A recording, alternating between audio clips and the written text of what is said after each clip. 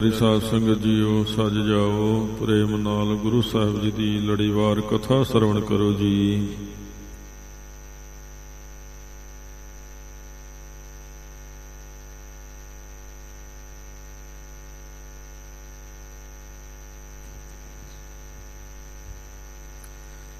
सतनाम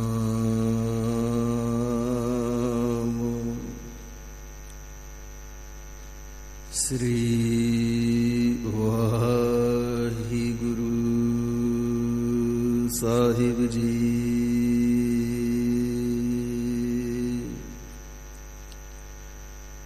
एक ओंकार सतनाम करता पुरखो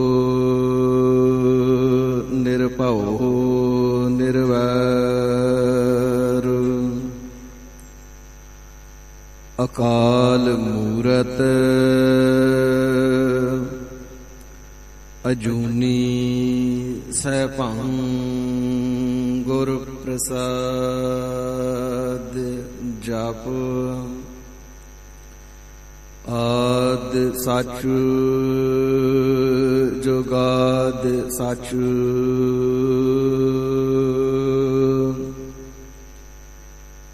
है भी सच नानक होसी भी सच।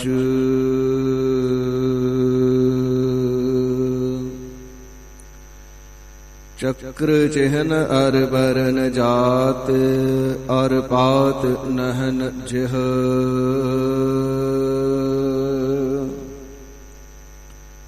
रूप रंग अर रेख पेख को कह ना सकत किह।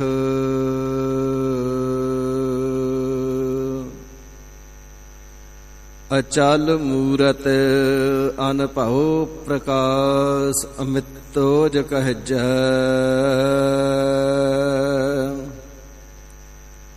कोट इंद्र इंद्राण साहि सहाण गणज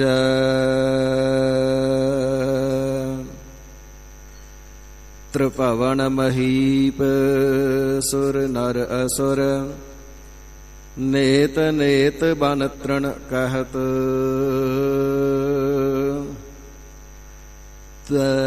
सर्व नाम कथ कवन कर्म नाम वर्णत सुमत।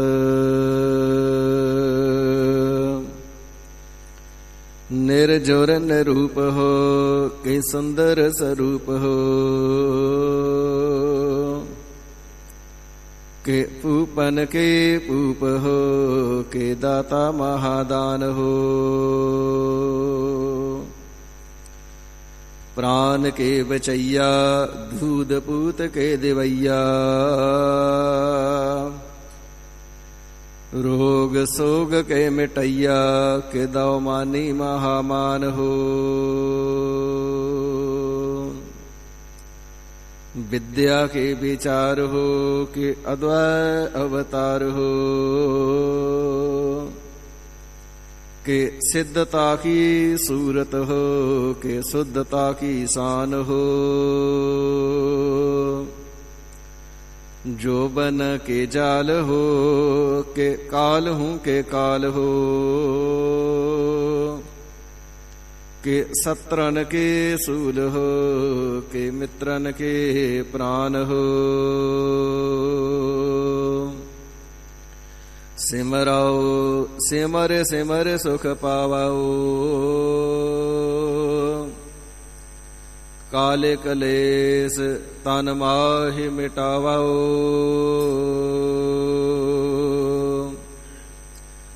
सिमरो जास विसुम पर एक नाम जपत अगणत अनेक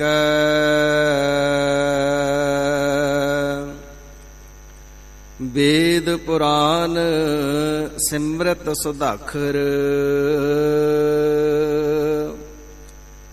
कीने राम नाम एक आखर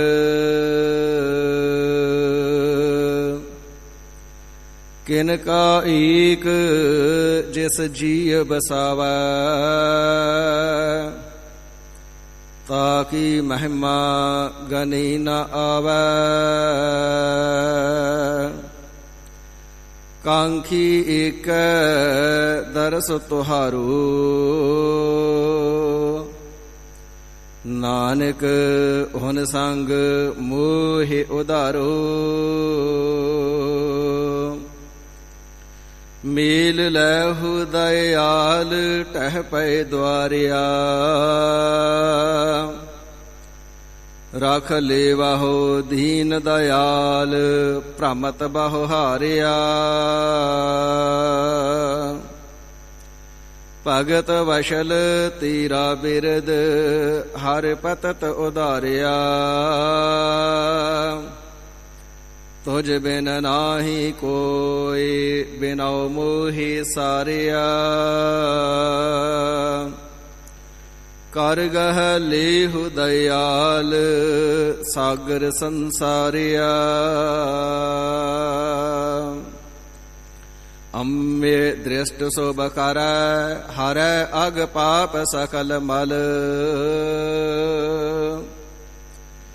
काम क्रोध अर लोभ मोह वास कर सब बल। सदा सुख मन वसै दुख संसार खुवै।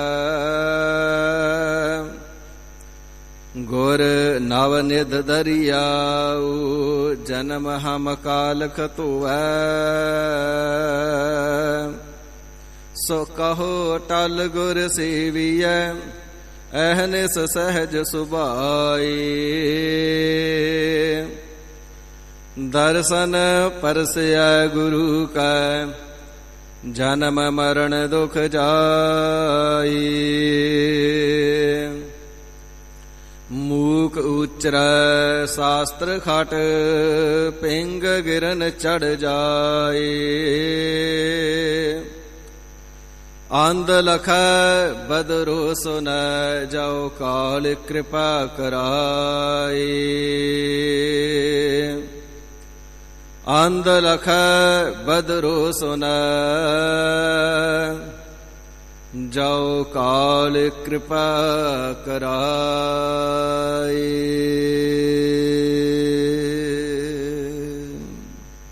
सतनाम श्री वाहिगुरु साहिब जी। नीकी कीरी मह कल राखै, भस्म करै लश्कर कूट लाखै। नीकी कीरी मह कल राखै, भस्म करै लश्कर कूट लाखै। जिसका सास न काढ़त आप, ताकाओ राखत देकर हाथ। मानस जतन करत बहु भांत, तिसके करतब बिरथे जात। मारै न राखै अवर न कोय, सर्ब जियां का राखा सोए। काहे सोच करहै रे प्राणी, जप नानक प्रभ अलख विडाणी। काहे सोच करहै रे प्राणी, जप नानक प्रभ अलख विडाणी।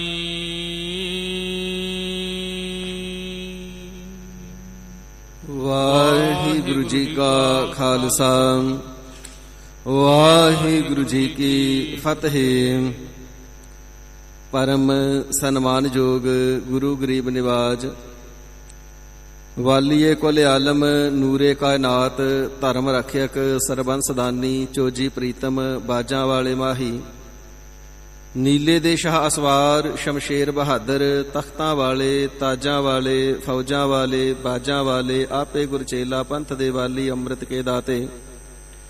ਸਾਹਿਬੇ ਕਮਾਲ ਸ੍ਰੀ ਗੁਰੂ ਗੋਬਿੰਦ ਸਿੰਘ ਸਾਹਿਬ ਸੱਚੇ ਪਾਤਸ਼ਾਹ ਮਹਾਰਾਜ ਪਰਮ ਕਿਰਪਾਲੂ ਸਾਹਿਬ ਜੀ ਨੇ ਆਪਣੀਆਂ ਸੰਗਤਾਂ ਦੇ ਉੱਪਰ ਨਜ਼ਰੇ ਅਨਾਇਤ ਕਰਦਿਆਂ ਹੋਇਆਂ, ਬਖਸ਼ਿਸ਼ ਕਿਰਪਾਲਤਾ ਰਹਿਮਤ ਕਰਦਿਆਂ ਹੋਇਆਂ, ਆਪਣੇ ਪਾਵਨ ਸਤਜੋਗੀ ਤਪ ਅਸਥਾਨ ਤਖਤ ਸੱਚਖੰਡ ਸ੍ਰੀ ਹਜ਼ੂਰ ਸ੍ਰੀ ਅਬਚਲ ਨਗਰ ਸਾਹਿਬ ਜੀ ਦੇ ਪਾਵਨ ਸੁਖ ਦੇ ਦਰਸ਼ਨ ਦੀਦਾਰੇ ਬਖਸ਼ਿਸ਼ ਕਰਕੇ ਨਿਹਾਲ ਕਿਰਤਾਰਥ ਕਰਨਾ ਕੀਤਾ ਹੈ। ਸਤ ਸੰਗੀ ਜਨਾਂ ਨੇ ਸਤਿਗੁਰੂ ਜੀ ਦੇ ਮੁਬਾਰਕ ਮੁਕੱਦਸ ਚਰਨ ਕਮਲਾਂ ਵਿਖੇ ਆ ਕੇ ਹਾਜ਼ਰੀਆਂ ਭਰ ਕੇ ਪਾਵਨ ਅੰਮ੍ਰਿਤਮਈ ਗੁਰਬਾਣੀ ਦੁਆਰਾ ਆਤਮਿਕ ਲਾਹੇ ਲੈਣ ਦਾ ਯਤਨ ਕੀਤਾ ਹੈ। ਸਤਿਗੁਰਾਂ ਦੇ ਪਾਵਨ ਸੱਚਖੰਡ ਦਰਬਾਰ ਦੀ ਰੋਜ਼ਾਨਾ ਦੀ ਮਰਿਆਦਾ ਦੇ ਅਨੁਸਾਰ ਵਕਤ ਹੈ ਪਾਵਨ ਗੁਰਬਾਣੀ ਦੀ ਸਭ ਤੇ ਉਤਮ ਹਰ ਕੀ ਕਥਾ, ਨਾਮ ਸੁਨਤ ਦਰਦ ਦੁਖ ਲੱਥਾ। ਸ੍ਰੀ ਗੁਰੂ ਗ੍ਰੰਥ ਸਾਹਿਬ ਸੱਚੇ ਪਾਤਸ਼ਾਹ ਮਹਾਰਾਜ ਸਾਹਿਬ ਜੀ ਦੀ ਪਾਵਨ ਅੰਮ੍ਰਿਤਮਈ ਗੁਰਬਾਣੀ ਦੀ ਚੱਲ ਰਹੀ ਲੜੀਵਾਰ ਕਥਾ ਵਿਚਾਰ ਕਰਦਿਆਂ ਗੁਰ ਚਰਨਾਂ ਦੇ ਨਾਲ ਜੁੜਦਿਆਂ ਹੋਇਆਂ ਸਤਿਗੁਰੂ ਜੀ ਦੀਆਂ ਖੁਸ਼ੀਆਂ ਪ੍ਰਾਪਤ ਕਰਨੇ ਦਾ ਗਰੀਬ ਨਿਵਾਜ ਸਤਿਗੁਰੂ ਸ੍ਰੀ ਗੁਰੂ ਅਰਜਨ ਦੇਵ ਸੱਚੇ ਪਾਤਸ਼ਾਹ ਜੀ ਮਹਾਰਾਜ ਹਰ ਇੱਕ ਪ੍ਰਾਣੀ ਮਾਤਰ ਦੀ ਕਲਿਆਣ ਹਿਤ ਭਲੇ ਵਾਸਤੇ ਪਾਰ ਉਤਾਰਾ ਕਰਨ ਵਾਸਤੇ ਸੁਖਾਂ ਦੀ ਮਨੀ ਸ੍ਰੀ ਸੁਖਮਨੀ ਸਾਹਿਬ ਜੀ ਗੁਰਬਾਣੀ ਨੂੰ ਉਚਾਰਨ ਕਰਕੇ ਜਿਵੇਂ ਪਾਵਨ ਪਵਿੱਤਰ ਉਪਦੇਸ਼ ਦੀ ਦਾਤ ਬਖਸ਼ਿਸ਼ ਕਰ ਰਹੇ ਨੇ, ਮਨ ਚੇਤ ਬਿਰਤੀਆਂ ਇਕਾਗਰ ਕਰਕੇ ਗੁਰ ਚਰਨਾਂ ਦਾ ਧਿਆਨ ਧਰਦਿਆਂ ਹੋਇਆਂ ਲਾਹੇ ਪ੍ਰਾਪਤ ਕਰਨੇ ਦਾ ਯਤਨ ਕਰੀਏ ਜੀ। ਸਤਿਗੁਰੂ ਜੀ ਦਾ ਬਖਸ਼ਿਸ਼ ਕੀਤਾ ਹੋਇਆ ਪਾਵਨ ਨਾਮ ਹਿਰਦੇ ਦੀ ਇਕਾਗਰਤਾ ਤੇ ਰਸਨਾ ਦੀ ਪਵਿੱਤਰਤਾ ਦੇ ਵਾਸਤੇ ਸਹਿਤ ਪਿਆਰ ਦੇ ਮੁਖ ਚੋਂ ਉਚਾਰਨਾ ਕਰੋ ਜੀ। ਸਹਿਤ ਪਿਆਰ ਦੇ ਬੋਲੋ ਸਤਨਾਮ ਸ੍ਰੀ ਵਾਹਿਗੁਰੂ ਸਾਹਿਬ ਜੀ। ਸਤਨਾਮ ਸ੍ਰੀ ਵਾਹਿਗੁਰੂ ਸਾਹਿਬ ਜੀ।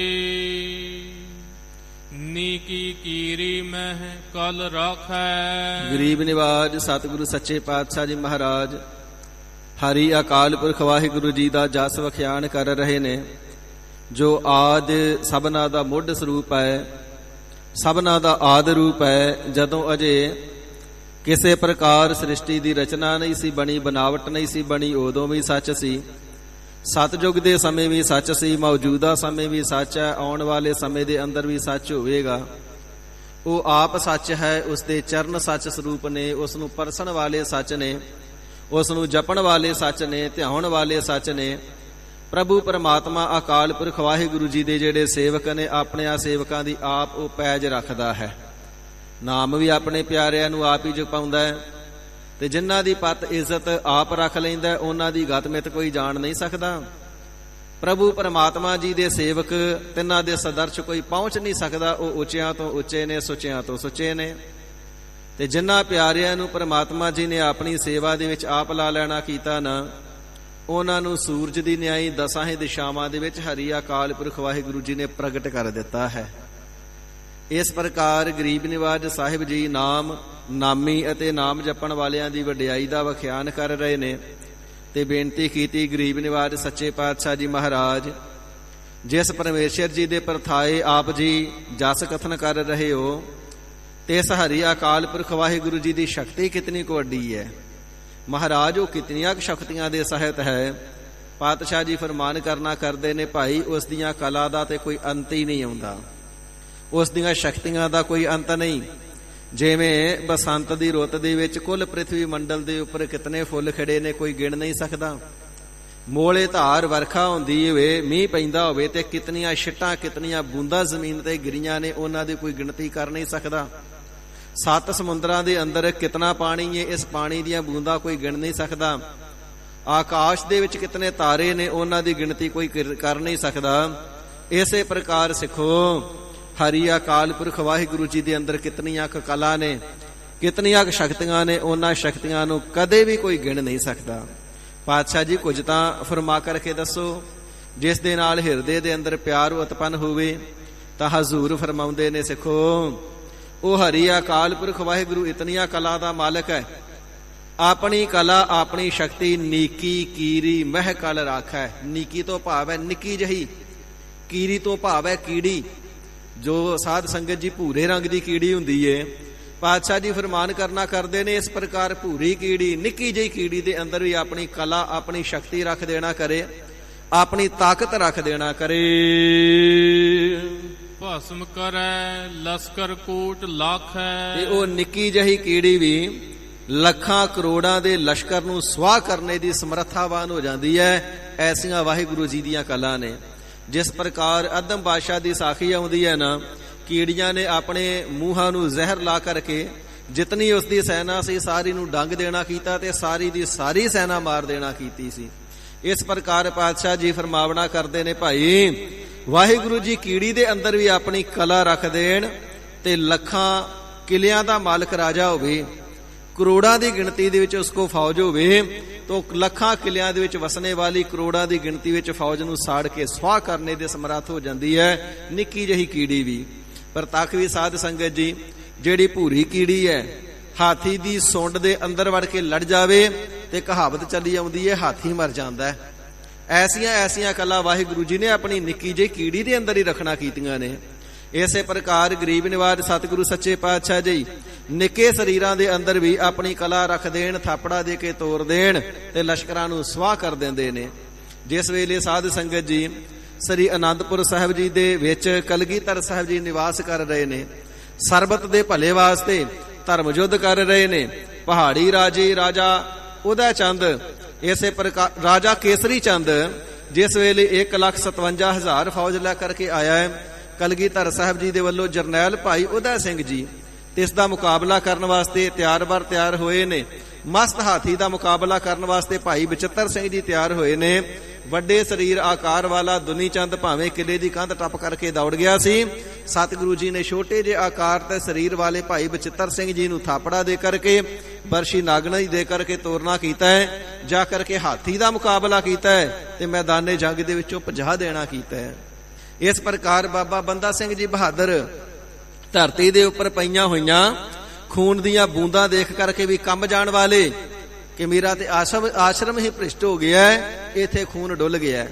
ਤੇ ਜਿਸ ਵੇਲੇ ਸਤਿਗੁਰੂ ਸੱਚੇ ਪਾਤਸ਼ਾਹ ਜੀ ਨੇ ਆਪਣੀ ਕਲਾ ਰੱਖ ਦਿੱਤੀ ਏ, ਸ਼ਕਤੀ ਰੱਖ ਦਿੱਤੀ ਏ, 5 ਪਿਆਰੇ ਸਿੰਘ ਸਹਿਬਾਨਾਂ ਜੀ ਨੂੰ ਤੇ ਇਸ ਦੀ ਅਗਵਾਈ ਕਰਨ ਵਾਸਤੇ ਨਾਲ ਭੇਜਿਆ ਤੇ ਸਾਧ ਸੰਗਤ ਜੀ ਇੱਥੋਂ ਦੱਖਣ ਦੀ ਧਰਤੀ ਤੋਂ ਸ੍ਰੀ ਹਜ਼ੂਰ ਸਾਹਿਬ ਜੀ ਦੀ ਧਰਤੀ ਤੋਂ ਕੇਵਲ 25 ਸਿੱਖਾਂ ਦਾ ਜਥਾ ਦੇ ਕਰਕੇ ਤੋਰਿਆ। ਹੁਕਮ ਕਰ ਦੇਣਾ ਕੀਤਾ ਹੈ ਪੰਜਾਬ ਦੀ ਧਰਤੀ ਤੇ ਜਾ ਕਰਕੇ ਸਾਡੇ ਸਿੱਖਾਂ ਨੂੰ ਹੁਕਮਨਾਮੇ ਭੇਜਿਓ, ਸਾਰੇ ਮੈਦਾਨੇ ਜੰਗ ਦੇ ਕਮਰ ਕੱਸੇ ਕਰਕੇ ਤਿਆਰ-ਬਰ ਤਿਆਰ ਸਨੱਧਬੱਧ ਹੋ ਕਰਕੇ ਆਣ ਹਾਜ਼ਰ ਹੋਣਗੇ। ਤੇ ਬਾਬਾ ਬੰਦਾ ਸਿੰਘ ਜੀ ਬਹਾਦਰ ਸਤਿਗੁਰੂ ਸੱਚੇ ਪਾਤਸ਼ਾਹ ਜੀ ਦੀਆਂ ਬਖਸ਼ਿਸ਼ਾਂ ਲੈ ਕਰਕੇ ਜੋ ਕਲਗੀਧਰ ਸਾਹਿਬ ਜੀ ਨੇ 5 ਤੀਰ ਬਖਸ਼ਿਸ਼ ਕਰਨਾ ਕੀਤੇ ਨੇ, ਇਸੇ ਪ੍ਰਕਾਰ ਨਗਾਰਾ ਬਖਸ਼ਿਸ਼ ਕਰਨਾ ਕੀਤਾ ਹੈ, ਧੌਂਸਾ ਬਖਸ਼ਿਆ ਹੈ, ਨਿਸ਼ਾਨ ਸਾਹਿਬ ਬਖਸ਼ਿਆ ਹੈ ਤੇ ਹਜ਼ੂਰ ਸਾਹਿਬ ਜੀ ਦੀ ਧਰਤੀ ਤੋਂ ਪੰਜਾਬ ਭੇਜਿਆ ਹੈ।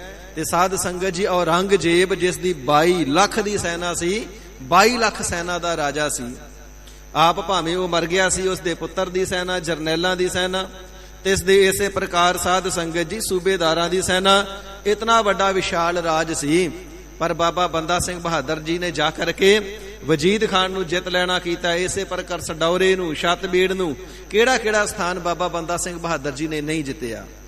ਜਿਹੜੇ ਖੂਨ ਦੀਆਂ ਬੂੰਦਾਂ ਧਰਤੀ ਦੇ ਉੱਪਰ ਪਈਆਂ ਦੇਖ ਕਰਕੇ ਡਰ ਜਾਂਦੇ ਸਨ, ਲਹੂ ਦੇ ਨਾਲ ਹੋਲੀ ਖੇਡਦਿਆਂ ਵੀ ਕਿਸੇ ਪ੍ਰਕਾਰ ਖੌਫ ਨਾ ਮਨਾਇਆ, ਲੱਖਾਂ ਦੁਸ਼ਮਣਾਂ ਦੇ ਨਾਲ ਭਿੜ ਕਰਕੇ ਸਭਨਾਂ ਨੂੰ ਖਤਮ ਕਰ ਦੇਣਾ ਕੀਤਾ ਹੈ ਤੇ ਇਹਨਾਂ ਦਾ ਜਿਹੜਾ ਰਾਜ ਸੀ ਜੜਾ ਤੋਂ ਪੁੱਟ ਕਰਕੇ ਖਾਰੇ ਸਾਗਰ ਦੇ ਵਿੱਚ ਸੁੱਟ ਦੇਣਾ ਕੀਤਾ ਹੈ। ਐਸੀ ਤੇ ਵਾਹਿਗੁਰੂ ਜੀ ਦੀ ਕਲਾ ਹੈ। ਨਿੱਕੀ ਜਿਹੀ ਕੀੜੀ ਦੇ ਅੰਦਰ ਵੀ ਆਪਣੀ ਕਲਾ, ਆਪਣੀ ਸ਼ਕਤੀ, ਆਪਣੀ ਜੋਤ, ਆਪਣੀ ਤਾਕਤ, ਆਪਣੀ ਬਰਕਤ ਰੱਖ ਦੇਣ ਵਾਹਿਗੁਰੂ ਜੀ। ਉਹ ਲੱਖਾਂ ਦੀ ਗਿਣਤੀ ਵਿੱਚ ਸੈਨਾ ਆ ਜਾਵੇ, ਕਰੋੜਾਂ ਦੀ ਗਿਣਤੀ ਵਿੱਚ ਆ ਜਾਣ, ਉਸ ਸੈਨਾ ਦੇ ਵਿੱਚ ਲੱਖਾਂ ਘੋੜ ਸਵਾਰ ਹੋਣ, ਕਰੋੜਾਂ ਦੀ ਗਿਣਤੀ ਵਿੱਚ ਪੈਦਲ ਸੈਨਾ ਹੋਵੇ, ਉਹ ਸੈਨਾ ਦਾ ਮਾਲਕ ਲੱਖਾਂ ਕਿਲਿਆਂ ਦਾ ਮਾਲਕ ਹੋਵੇ ਤੇ ਕਰੋੜਾਂ ਦੀ ਸੈਨਾ ਦੀ ਅਗਵਾਈ ਕਰਨ ਵਾਲਾ ਹੋਵੇ, ਪਰ ਵਾਹਿਗੁਰੂ ਜੀ ਦੀ ਕਲਾ ਅੱਗੇ ਕੋਈ ਟਿਕ ਨਹੀਂ ਸਕਦਾ। ਵਾਹਿਗੁਰੂ ਜੀ ਨੂੰ ਭਾਵੇ ਤੇ ਨਿੱਕੀ ਜਿਹੀ ਕੀੜੀ ਅਲਪੱਗ ਜਿਹੇ ਜੀਵ ਨੂੰ ਸਮਰੱਥ ਬਣਾ ਕਰਕੇ ਤੇ ਇਸ ਦੇ ਨਾਲ ਲੜਾ ਦਿੰਦੇ ਨੇ ਤੇ ਇਸ ਦੀ ਸੈਨਾ ਨੂੰ ਭਸਮ ਕਰ ਦਿੰਦੇ ਨੇ। ਸਤਿਗੁਰੂ ਸੱਚੇ ਪਾਤਸ਼ਾਹ ਮਹਾਰਾਜ ਸਾਹਿਬ ਜੀ ਦੇ ਪਾਸ ਬਚਨ ਕਰਨਾ ਕੀਤਾ ਸੀ ਨਾ, ਕਾਮ ਹਮਾਰਾ ਤੋਲਣ ਤਕੜੀ, ਨੰਗੀ ਕਰਦ ਕਭੀ ਨਹੀਂ ਪਕੜੀ, ਪਰ ਸਤਿਗੁਰੂ ਸੱਚੇ ਪਾਤਸ਼ਾਹ ਜੀ ਨੇ ਥਾਪੜੇ ਦੇ ਕਰਕੇ ਆਪਣੇ ਪਿਆਰੇ ਐਸੇ ਸਾਜ਼ ਦੇਣਾ ਕੀਤੇ ਜਿਹੜੇ ਲੱਖਾਂ ਲੱਖਾਂ ਦੇ ਨਾਲ ਕੱਲੇ ਲੜਦੇ ਨੇ। 1.25 ਲੱਖ ਸੇ ਏਕ ਲੜਾਊਂ ਤਬੈ ਗੋਬਿੰਦ ਸਿੰਘ ਨਾਮ ਕਹਾਊਂ। ਕਲਗੀਧਰ ਸੱਚੇ ਪਾਤਸ਼ਾਹ ਜੀ ਨੇ ਵਚਨ ਪ੍ਰਤੱਖ ਕਰਕੇ ਦਿਖਾਏ ਨੇ। 1.25 ਲੱਖ ਦੁਸ਼ਮਣਾਂ ਦੇ ਨਾਲ ਇੱਕ ਇੱਕ ਆਪਣੇ ਗੁਰਸਿੱਖ ਨੂੰ, ਯੋਧੇ ਨੂੰ, ਸੂਰਮੇ ਨੂੰ ਕਲਗੀਧਰ ਸਾਹਿਬ ਜੀ ਨੇ ਲੜਾਵਣਾ ਕੀਤਾ ਹੈ। ਇਸ ਪ੍ਰਕਾਰ ਜਿਹੜੇ ਲੋਕ ਬੁਝਦਿਲ ਹੋ ਚੁੱਕੇ ਸਨ, ਡਰਪੋਕ ਹੋ ਚੁੱਕੇ ਸਨ, ਮਹਾਰਾਜ ਸਾਹਿਬ ਜੀ ਨੇ ਪ੍ਰਤੱਖ ਲੱਖਾਂ ਲੱਖਾਂ ਦੇ ਨਾਲ ਲੜਾਇਆ ਹੈ। ਇਸੇ ਪ੍ਰਕਾਰ ਸਾਧ ਸੰਗਤ ਜੀ, ਨੀਕੀ ਕੀਰੀ, ਕੀੜੀ ਦੀ ਨਿਆਈ ਸੂਖਸ਼ਮ ਹੋ ਚੁੱਕੀ ਜਿਹੜੀ ਬਿਰਤੀ ਹੈ, ਗਰੀਬ ਨਿਵਾਜ ਸਾਹਿਬ ਜੀ ਫਰਮਾਵਣਾ ਕਰਦੇ ਨੇ, ਉਸ ਦੇ ਅੰਦਰ ਜਦੋਂ ਵਾਹਿਗੁਰੂ ਜੀ ਆਪਣੀ ਕਲਾ ਰੱਖ ਦਿੰਦੇ ਨੇ ਨਾ, ਤੇ ਲੱਖਾਂ ਕਰੋੜਾਂ ਦਾ ਲਸ਼ਕਰ ਜਿਹੜਾ ਸੰਸਾਰ ਹੈ, ਜੋ ਬਿਰਤੀ ਸੁਰਤੀ ਜਿਹੜੀ ਏ ਆਤਮ ਵਿਸ਼ੈਣੀ ਮਤ ਦੇ ਦੁਆਰਾ ਬ੍ਰਹਮਾਕਾਰ ਹੋ ਚੁੱਕੀ ਹੈ ਨਾ, ਇਸ ਸੰਸਾਰ ਨੂੰ ਸ਼ਾਰ ਸਵਾਹ ਕਰਕੇ ਮਿਥਿਆ ਰੂਪ ਕਰਕੇ ਹੀ ਜਾਣਦੀ ਹੈ। ਫਿਰ ਜੱਗ ਦੇ ਨਾਲ ਮੋਹ ਨਹੀਂ ਲਾਉਂਦੀ। ਐਸੇ ਜਿਹੜੇ ਬਿਰਤੀ ਦੇ ਮਾਲਕ ਨੇ, ਅਕਾਲ ਪੁਰਖ ਵਾਹਿਗੁਰੂ ਜੀ ਦੇ ਨਾਲ ਜੁੜਨੇ ਵਾਲੇ, ਜਿਸ ਵੇਲੇ ਆਪਣੀ ਬਿਰਤੀ ਨੂੰ ਨਿੱਕੀ ਜਿਹੀ ਕਰ ਲੈਂਦੇ ਨੇ, ਕੀੜੀ ਵਾਂਗੂ ਸੂਖਸ਼ਮ ਕਰ ਲੈਂਦੇ ਨੇ, ਬਾਰੀਕ ਕਰ ਲੈਣਾ ਕਰਦੇ ਨੇ। ਫਿਰ ਇਸੇ ਪ੍ਰਕਾਰ ਲੱਖਾਂ ਕਿਲੇ ਹੋਣ, ਸੰਬੰਧੀ ਹੋਣ, ਸਰੀਰ ਹੋਣ, ਸੋ ਸਾਧ ਸੰਗਤ ਜੀ ਲੱਖਾਂ ਵਿਸ਼ੇ ਵਿਕਾਰ ਹੋਣ, ਕਰੋੜਾਂ ਦੀ ਗਿਣਤੀ ਦੇ ਵਿੱਚ ਵਿਕਾਰਾਂ ਦੀ ਆਸੁਰੀ ਸੰਪਦਾ ਹੋਵੇ, ਕਾਮ ਕ੍ਰੋਧ ਲੋਭ ਮੋਹ ਹੰਕਾਰ ਇਸ ਦੇ ਵੱਡੇ ਭਾਰੀ ਜਰਨੈਲ ਨੇ, ਗਰੀਬ ਨਿਵਾਜ ਸਾਹਿਬ ਜੀ ਦੇ ਜਿਹੜੇ ਸਿੱਖ ਨੇ, ਸਾਰੀ ਨੂੰ ਸ਼ਾਰ ਸਵਾਹ ਕਰਕੇ ਜਾਣਦੇ ਨੇ। ਕਿਸੇ ਪ੍ਰਕਾਰ ਵਿਸ਼ੇ ਵਿਕਾਰਾਂ ਦੇ ਅੰਦਰ ਗਲਤਾਨ ਨਹੀਂ ਹੁੰਦੇ। ਵਿਸ਼ੇ ਵਿਕਾਰਾਂ ਦੇ ਮੋਹ ਦੀ ਲਪਾਏ ਮੰਨ ਗਈ ਤਿਨਾਂ ਦੇ ਹਿਰਦੇ ਨੂੰ ਨਹੀਂ ਹੁੰਦੀ ਹੈ ਜੀ। ਜਿਸ ਕਾ ਸਾਸ ਨਾ ਕਾਢਤ ਆਪ, ਜਿਸ ਪ੍ਰਾਣੀ ਦਾ ਸਵਾਸ ਹਰੀ ਅਕਾਲ ਪੁਰਖ ਵਾਹਿਗੁਰੂ ਜੀ ਆਪ ਨਹੀਂ ਕੱਢਣਾ ਕਰਦੇ ਹਨ, ਤਾ ਕਉ ਰਾਖਤ ਦੇ ਕਰ ਹਾਥ, ਉਸ ਨੂੰ ਕਰੋੜਾਂ ਦੇ ਲੱਖਾਂ ਦੇ ਵੈਰੀਆਂ ਦੇ ਦਲਾਂ ਦੇ ਵਿੱਚੋਂ ਵੀ ਕਿਰਪਾ ਰੂਪੀ ਹੱਥ ਦੇ ਕਰਕੇ ਆਪ ਰੱਖ ਲੈਣਾ ਕਰਦੇ ਨੇ। ਸਰੀਰ ਤੇ ਰੋਗ ਆ ਜਾਵੇ, ਐਕਸੀਡੈਂਟ ਹੋ ਜਾਵੇ, ਇਸੇ ਪ੍ਰਕਾਰ ਕੋਈ ਭਿਆਨਕ ਹੋਰ ਭਾਣਾ ਵਾਪਰ ਜਾਵੇ, ਦੁਸ਼ਮਣਾਂ ਦਾ ਘੇਰਾ ਪੈ ਜਾਵੇ, ਬਲਦੀ ਅੱਗ ਦੇ ਵਿੱਚੋਂ ਵੀ ਹਰੀ ਅਕਾਲ ਪੁਰਖ ਵਾਹਿਗੁਰੂ ਜੀ ਹੱਥ ਦੇ ਕਰਕੇ ਰੱਖ ਲੈਂਦੇ ਨੇ, ਜਿਸ ਦੇ ਸਵਾਸ ਵਾਹਿਗੁਰੂ ਜੀ ਆਪ ਨਹੀਂ ਕੱਢਦੇ। ਖੜਗ ਕੇਤ ਮੈਂ ਸਰਨ ਤਿਹਾਰੀ, ਹਰੀ ਅਕਾਲ ਪੁਰਖ ਵਾਹਿਗੁਰੂ ਜੀ ਦੇ ਸਨਮੁਖ ਸਤਿਗੁਰੂ ਜੀ ਨੇ ਬੇਨਤੀਆਂ ਕਰਨੇ ਦੀ ਜਾਂਚ ਵੀ ਇਹੋ ਦੱਸੀ ਹੈ ਨਾ, ਹੇ ਖੜਗ ਦੇ ਧਾਰਨ ਵਾਲੇ ਹਰੀ ਅਕਾਲ ਪੁਰਖ ਵਾਹਿਗੁਰੂ ਜੀ, ਮੈਂ ਆਪ ਜੀ ਦੀ ਸ਼ਰਨ ਹੈ, ਕਿਰਪਾਲਤਾ ਕਰਕੇ ਆਪ ਜੀ ਆਪ ਹਾਥ ਦਾ ਲੈ ਹੋ ਉਬਾਰੀ, ਸਰਬ ਠੌਰ ਮੋਹ ਹੋ ਸਹਾਈ, ਦੁਸ਼ਟ ਦੋਖ ਤੇ ਲੈ ਹੋ ਬਚਾਈ। ਸਤਿਗੁਰੂ ਜੀ ਕਿਰਪਾਲਤਾ ਕਰਦੇ ਨੇ, ਦੁਸ਼ਟਾਂ ਤੋਂ ਦੋਖੀਆਂ ਨੂੰ ਰੱਖ ਲੈਣਾ ਕਰਦੇ ਨੇ, ਆਪਣੇ ਪਿਆਰਿਆਂ ਨੂੰ ਹਜ਼ੂਰ ਫਰਮਾਵਣਾ ਕਰਦੇ ਨੇ, ਜਿਸ ਦੇ ਸਵਾਸਾਂ ਨੂੰ ਪ੍ਰਮਾਤਮਾ ਜੀ ਆਪ ਨਹੀਂ ਕੱਢਦੇ, ਬਲਦੀ ਅੱਗ ਦੇ ਵਿੱਚੋਂ ਵੀ ਹੱਥ ਦੇ ਕਰਕੇ ਰੱਖ ਲੈਣਾ ਕਰਦੇ ਨੇ। ਜਿਵੇਂ ਕਲਗੀਧਰ ਸਾਹਿਬ ਜੀ ਨੇ ਭਾਈ ਦਇਆ ਸਿੰਘ ਸਾਹਿਬ ਜੀ, ਭਾਈ ਧਰਮ ਸਿੰਘ ਜੀ, ਭਾਈ ਮਾਨ ਸਿੰਘ ਜੀ ਨੂੰ ਚਮਕੌਰ ਦੀ ਗੜੀ ਦੇ ਵਿੱਚੋਂ ਵੀ ਰੱਖ ਲੈਣਾ ਕੀਤਾ ਸੀ। ਲੱਖਾਂ ਦੁਸ਼ਮਣਾਂ ਦਾ ਘੇਰਾ ਹੈ, ਪਰ ਸਾਧ ਸੰਗਤ ਜੀ ਤੱਤੀ ਵਾਹ ਨਾ ਲੱਗਣ ਦਿੱਤੀ, ਰੋਮ ਤੱਕ ਵੀ ਵਿੰਗਾ ਨਾ ਹੋਣ ਦਿੱਤਾ। ਜਿਸ ਦੇ ਪ੍ਰਾਣਾਂ ਨੂੰ ਨਹੀਂ ਕੱਢਦੇ, ਕਿਰਪਾ ਰੂਪੀ ਹੱਥ ਦੇ ਕਰਕੇ ਪ੍ਰਮਾਤਮਾ ਜੀ ਆਪ ਹੀ ਰੱਖ ਲੈਣਾ ਕਰਦੇ ਹਨ ਜੀ। ਮਾਨਸ ਜਤਨ ਕਰਤ ਬਹੁ ਭਾਂਤ, ਪਰ ਜਿਸ ਦੇ ਸਵਾਸਾਂ ਨੂੰ ਹਰੀ ਅਕਾਲ ਪੁਰਖ ਵਾਹਿਗੁਰੂ ਜੀ ਨੇ ਕੱਢ ਲੈਣਾ ਹੋਵੇ, ਉਹ ਮਨੁੱਖ ਚਾਹੇ ਕਿੰਨੇ ਵੀ ਪ੍ਰਕਾਰ ਦੇ ਯਤਨ ਕਰ ਲਵੇ, ਫਿਰ ਆਪਣੇ ਆਪ ਨੂੰ ਜਿਉਂਦਾ ਨਹੀਂ ਰੱਖ ਸਕਦਾ ਹੈ। ਸਾਧ ਸੰਗਤ ਜੀ, ਰਾਜੇ ਪ੍ਰੀਸ਼ਦ ਦੀ ਸਾਖੀ ਆਉਂਦੀ ਹੈ ਨਾ, ਜੋ ਕਿ ਅਰਜੁਨ ਦਾ ਪੁੱਤਰ ਅਭਿਮਨੂ ਤੇ ਅਭਿਮਨੂ ਦਾ ਪੁੱਤਰ ਰਾਜਾ ਪ੍ਰੀਸ਼ਦ ਸੀ। ਇਤਨਾ ਧਰਮੀ, ਪਰਾਕਰਮੀ, ਯੋਧਾ, ਪੁਰਸ਼ਾਰਥ ਵਾਲਾ ਮਹਾਬਲੀ ਸੀ। ਕਲਯੁਗ ਦਾ ਸਮਾਂ ਆ ਗਿਆ, ਪਰ ਕਲਯੁਗ ਨੂੰ ਉਸ ਦਾ ਇਤਨਾ ਡਰ ਸੀ, ਉਸ ਦੇ ਰਾਜ ਵਿੱਚ ਪ੍ਰਵੇਸ਼ ਨਹੀਂ ਸੀ ਕਰਦਾ। ਇੱਕ ਵਾਰ ਰਾਜੇ ਦੇ ਕੋਲ ਫਿਰ ਆਗਿਆ ਲੈਣ ਵਾਸਤੇ ਆਇਆ, ਰਾਜਨ ਕਿਰਪਾਲਤਾ ਕਰੋ, ਮੇਰਾ ਸਮਾਂ ਆ ਚੁੱਕਿਆ ਰਾਜ ਕਰਨੇ ਦਾ, ਮੈਂ ਕਲਯੁਗ ਹਾਂ, ਮੈਨੂੰ ਆਪਣੇ ਰਾਜ ਦੇ ਵਿੱਚ ਪ੍ਰਵੇਸ਼ ਕਰਨੇ ਦੀ ਆਗਿਆ ਬਖਸ਼ੋ। ਰਾਜੇ ਨੇ ਆਗਿਆ ਦੇ ਦਿੱਤੀ। ਫਿਰ ਪੁੱਛਣਾ ਕੀਤਾ, ਮਹਾਰਾਜ ਕਿਰਪਾ ਕਰਕੇ ਇਹ ਤਾਂ ਦੱਸ ਦਿਓ ਮੈਂ ਰਵਾਂ ਕਿੱਥੇ। ਤੇ ਇਸ ਵੇਲੇ ਰਾਜੇ ਪ੍ਰੀਸ਼ਦ ਨੇ ਕਹਿਣਾ ਕੀਤਾ, ਜਿੱਥੇ ਸ਼ਰਾਬ ਦੇ ਠੇਕੇ ਨੇ ਨਾ, ਸ਼ਰਾਬਖਾਨੇ, ਉੱਥੇ ਜਾ ਕੇ ਰਹਿਣਾ ਕਰ। ਜਿੱਥੇ ਮੰਦ ਕਰਮ ਹੁੰਦੇ ਨੇ ਨਾ, ਵੇਸਵਾ ਦਾ ਦਰ, ਉੱਥੇ ਜਾ ਕੇ ਰਹਿਣਾ ਕਰ। ਜਿੱਥੇ ਚੋਰੀਆਂ ਚਕਾਰੀਆਂ ਹੁੰਦੀਆਂ ਨੇ, ਉੱਥੇ ਜਾ ਕਰਕੇ ਰਹਿਣਾ ਕਰ। ਕਹਿਣ ਲੱਗਾ, ਮਹਾਰਾਜ ਸਾਰੀਆਂ ਮਾੜੀਆਂ ਥਾਵਾਂ ਹੀ ਦੱਸ ਦਿੱਤੀਆਂ, ਕੋਈ ਚੰਗੀ ਥਾਂ ਵੀ ਦੱਸੋ ਜਿੱਥੇ ਚੰਗੇ ਥਾਂ ਤੇ ਵੀ ਮੇਰਾ ਨਿਵਾਸ ਹੋਵੇ। ਕਹਿਣਾ ਕੀਤਾ, ਫਿਰ ਸੋਨਾ ਹੀ ਚੰਗਾ ਹੈ, ਸੋਨੇ ਵਿੱਚ ਨਿਵਾਸ ਕਰ ਲਿਆ ਕਰ। ਤੇ ਸਾਧ ਸੰਗਤ ਜੀ, ਤੇ ਇਸ ਵੇਲੇ ਕਲਯੁਗ ਸਾਹਮਣੇ ਹੋਣ ਕਰਕੇ ਮਤ ਭ੍ਰਿਸ਼ਟ ਹੋ ਗਈ। ਰਾਜੇ ਨੂੰ ਚੇਤਾ ਹੀ ਭੁੱਲ ਗਿਆ ਕਿ ਉਸਦੇ ਆਪਣੇ ਸਿਰ ਦੇ ਉੱਪਰ ਦਸਤਾਰ, ਪੱਗ ਦੇ ਉੱਪਰ ਵੀ ਕਲਗੀ ਸੋਨੇ ਦੀ ਲੱਗੀ ਹੈ। ਤੇ ਇਸ ਵੇਲੇ ਜਿਹੜਾ ਕਲਯੁਗ ਸੀ, ਮੱਖੀ ਦਾ ਰੂਪ ਧਾਰਨ ਕਰਕੇ ਫਿਰ ਰਾਜੇ ਦੀ ਸੋਨੇ ਦੀ ਕਲਗੀ ਦੇ ਉੱਪਰ ਹੀ ਬੈਠ ਗਿਆ। ਤੇ ਰਾਜਾ ਸ਼ਿਕਾਰ ਵਾਸਤੇ ਚੜਿਆ, ਹਿਰਨ ਇਸ ਦੇ ਸਾਹਮਣੇ ਉਹ ਲੰਘਿਆ। ਹਿਰਨ ਤੇ ਨਾ ਪਕੜਿਆ ਗਿਆ, ਅੱਗੇ ਗਿਆ। ਤੇ ਸਾਧ ਸੰਗਤ ਜੀ, ਵਿਭਾਂਡਵ ਰਿਖੀ ਦਾ ਆਸ਼ਰਮ ਸੀ। ਉਹਨਾਂ ਨੇ ਸਮਾਧੀ ਲਾਈ ਹੋਈ ਹੈ, ਨੇਤਰ ਬੰਦ ਨੇ, ਅੰਤਰ ਧਿਆਨ ਹੋਏ ਬੈਠੇ ਨੇ। ਤੇ ਜਾ ਕਰਕੇ ਪੁੱਛਦਾ ਹੈ, ਇਧਰ ਨੂੰ ਮੇਰਾ ਸ਼ਿਕਾਰ ਆਇਆ, ਤੁਸਾਂ ਦੇਖਿਆ ਨਹੀਂ? ਉਹ ਆਪਣੀ ਮੌਜ ਦੇ ਵਿੱਚ ਬੈਠੇ ਹੋਏ ਵਿਭਾਂਡਵ ਰਿਖੀ ਜੀ ਕਿਸੇ ਪ੍ਰਕਾਰ ਜਵਾਬ ਨਹੀਂ ਦਿੱਤਾ। ਖੱਬੇ ਸੱਜੇ ਦੇਖਿਆ, ਇੱਕ ਮਰਿਆ ਹੋਇਆ ਸੱਪ ਪਿਆ ਸੀ। ਆਪਣੀ ਕਮਾਨ ਦੇ ਗੋਸ਼ੇ ਦੇ ਨਾਲ ਚੁੱਕ ਕਰਕੇ ਉਹਦਾ ਮਰਿਆ ਸੱਪ ਸੀ ਨਾ, ਗੁੱਸੇ ਵਿੱਚ ਆ ਕਰਕੇ ਉਸ ਵਿਭਾਂਡਵ ਰਿਖੀ ਦੇ ਗਲ ਵਿੱਚ ਪਾ ਦਿੱਤਾ। ਕੁਝ ਸਮੇਂ ਬਾਅਦ ਇਸ ਦਾ ਜਿਹੜਾ ਚੇਲਾ ਸੀ ਸੋ ਬ੍ਰਹਮ ਲੋਕ ਦੇ ਵਿੱਚੋਂ ਵਰ ਲੈ ਕਰਕੇ ਆਇਆ ਹੈ ਕਿ ਮੈਂ ਜਿਹੜਾ ਵੀ ਬਚਨ ਮੁਖ ਦੇ ਵਿੱਚੋਂ ਆਖਾਂ ਉਹ ਸੱਚ ਹੋ ਜਾਵੇ। ਜਿਸ ਵੇਲੇ ਆ ਕਰਕੇ ਆਪਣੇ ਗੁਰੂ ਦੀ ਦਸ਼ਾ ਤੱਕੀਏ, ਕਿਸੇ ਨੇ ਮੇਰੀ ਗੁਰੂ ਦੀ ਬੇਅਦਬੀ ਕਰ ਦਿੱਤੀ, ਮਰਿਆ ਹੋਇਆ ਸੱਪ ਗਲ ਦੇ ਵਿੱਚ ਪਾ ਦਿੱਤਾ ਹੈ। ਤੇ ਇਸ ਵੇਲੇ ਕ੍ਰੋਧ ਦੇ ਵਿੱਚ ਆ ਕਰਕੇ ਸੋ ਤਿਸ ਰਿਖੀ ਨੇ, ਸ੍ਰਿੰਗੀ ਰਿਖੀ ਨੇ ਫਿਰ ਸ਼ਰਾਪ ਦੇ ਦੇਣਾ ਕੀਤਾ, ਜਿਸ ਨੇ ਮੇਰੇ ਗੁਰੂ ਦੇ ਗਲ ਦੇ ਵਿੱਚ ਮਰਿਆ ਹੋਇਆ ਸੱਪ ਪਾਇਆ ਹੈ, 7 ਦਿਨਾਂ ਦੇ ਵਿੱਚ ਸੱਪ ਦੀ ਮੌਤ ਤੇ ਮਰੇਗਾ, ਭਾਵ ਸੱਪ ਲੜਨੇ ਦੇ ਨਾਲ ਤਿਸ ਦੀ ਮੌਤ ਹੋਵੇਗੀ। ਵਿਭਾਂਡਵ ਰਿਖੀ ਨੇ ਕਹਿਣਾ ਕੀਤਾ, ਪੁੱਤਰ ਤੂੰ ਬੜਾ ਮਾੜਾ ਕੀਤਾ ਹੈ। ਰਾਜਾ ਤੇ ਬੜਾ ਧਰਮੀ ਸੀ, ਪਰ ਕਲਯੁਗ ਮੱਖੀ ਦਾ ਰੂਪ ਧਾਰਨ ਕਰਕੇ ਉਸ ਦੇ ਸਿਰ ਤੇ ਬੈਠਾ ਸੀ ਤਾਂ ਮੱਤ ਮਾਰੀ ਗਈ ਸੀ। ਕਹਿਣ ਲੱਗਾ, ਗੁਰੂ ਜੀ ਮੈਂ ਤੇ ਬ੍ਰਹਮ ਲੋਕ ਦੇ ਵਿੱਚੋਂ ਵਰ ਲੈ ਕੇ ਆਇਆ, ਜੋ ਆਖਾਂ ਸੱਚ ਹੋ ਜਾਵੇ। ਮੇਰਾ ਵਰ ਜਾਂ ਸਰਾਪ ਟਲ ਨਹੀਂ ਸਕਦਾ। ਹੁਣ ਪ੍ਰੀਸ਼ਤ ਰਾਜੇ ਦੀ ਮੌਤ ਤਾਂ ਜ਼ਰੂਰ ਹੋਵੇਗੀ।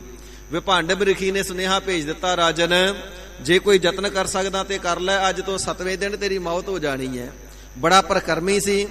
ਗੰਗਾ ਦੀਆਂ ਲਹਿਰਾਂ ਦੇ ਉੱਪਰ ਸੀਸੇ ਦਾ ਮਹਿਲ ਬਣਾ ਲੈਣਾ ਕੀਤਾ, ਕੱਚ ਦਾ ਮਹਿਲ, ਸੀਸ ਮਹਿਲ, ਜਿਸ ਦੇ ਵਿੱਚੋਂ ਦੀ ਕੀੜੀ ਵੀ ਆਉਂਦੀ ਹੋਈ ਨਜ਼ਰ ਆਵੇ ਕਿ ਜੇ ਸੱਪ ਆਵੇਗਾ, ਗੰਗਾ ਦਾ ਪ੍ਰਵਾਹ ਬੜਾ ਤੇਜ਼ ਹੈ, ਪਾਣੀ ਨਾਲ ਰੁੜ ਜਾਵੇਗਾ, ਮਹਿਲ ਵਿੱਚ ਆਵੇ ਹੀ ਨਾ।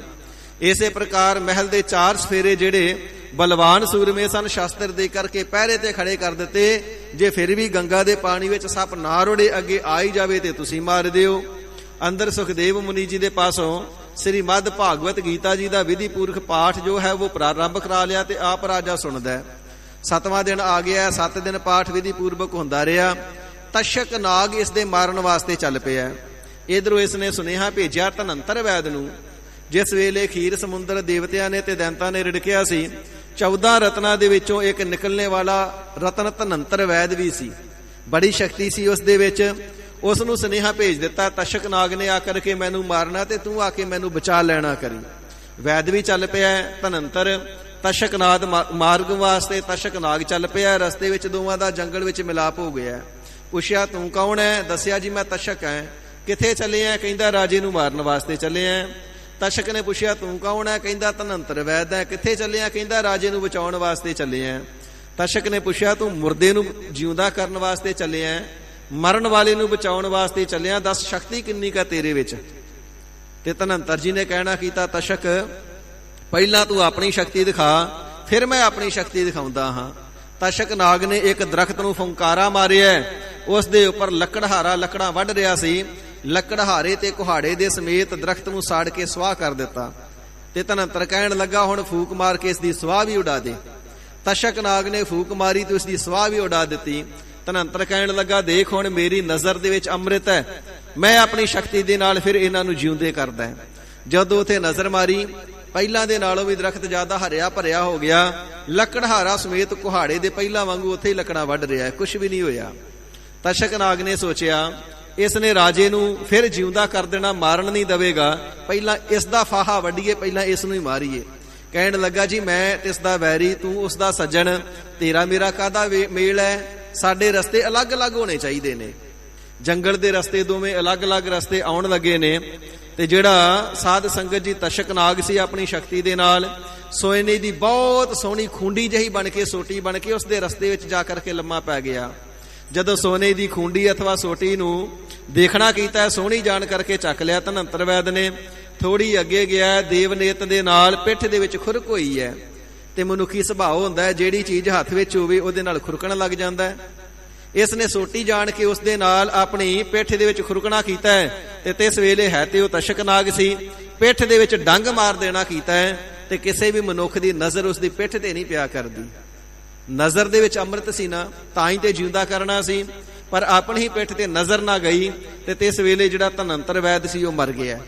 ਧਨੰਤਰ ਵੈਦ ਨੂੰ ਮਾਰ ਕਰਕੇ ਤਸ਼ਕ ਨਾਗ ਅੱਗੇ ਪਹੁੰਚਿਆ। ਦੇਖਿਆ ਪਹਿਰੇ ਬੜੇ ਜ਼ਬਰਦਸਤ ਨੇ, ਅੱਗੇ ਜਾਣਾ ਤੇ ਜਾਵਾਂ ਕਿਵੇਂ?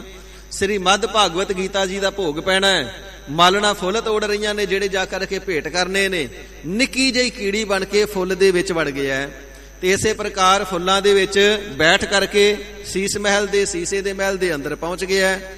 ਜਿਸ ਵੇਲੇ ਸ੍ਰੀ ਭਾਗਵਤ ਗੀਤਾ ਜੀ ਦਾ ਭੋਗ ਪਿਆ, ਰਾਜੇ ਦਾ ਪੂਜਨ ਕੀਤਾ ਗਿਆ ਚੰਦਨ ਇਤਿਆਦਿਕ ਦੇ ਨਾਲ, ਕੇਸਰ ਦੇ ਨਾਲ, ਗਲ ਦੇ ਵਿੱਚ ਫੁੱਲ ਦੀਆਂ ਮਾਲਾ ਪਾਈਆਂ ਗਈਆਂ ਤੇ ਸੁਖਦੇਵ ਮੁਨੀ ਜੀ ਦੇ ਵੱਲੋਂ ਪ੍ਰਸ਼ਾਦ ਦੇ ਤੌਰ ਤੇ ਜਦੋਂ ਫੁੱਲ ਦਿੱਤੇ ਤੇ ਰਾਜੇ ਨੇ ਉਹਨਾਂ ਫੁੱਲਾਂ ਨੂੰ ਲੈ ਕਰਕੇ ਸੁੰਘਿਆ ਹੈ।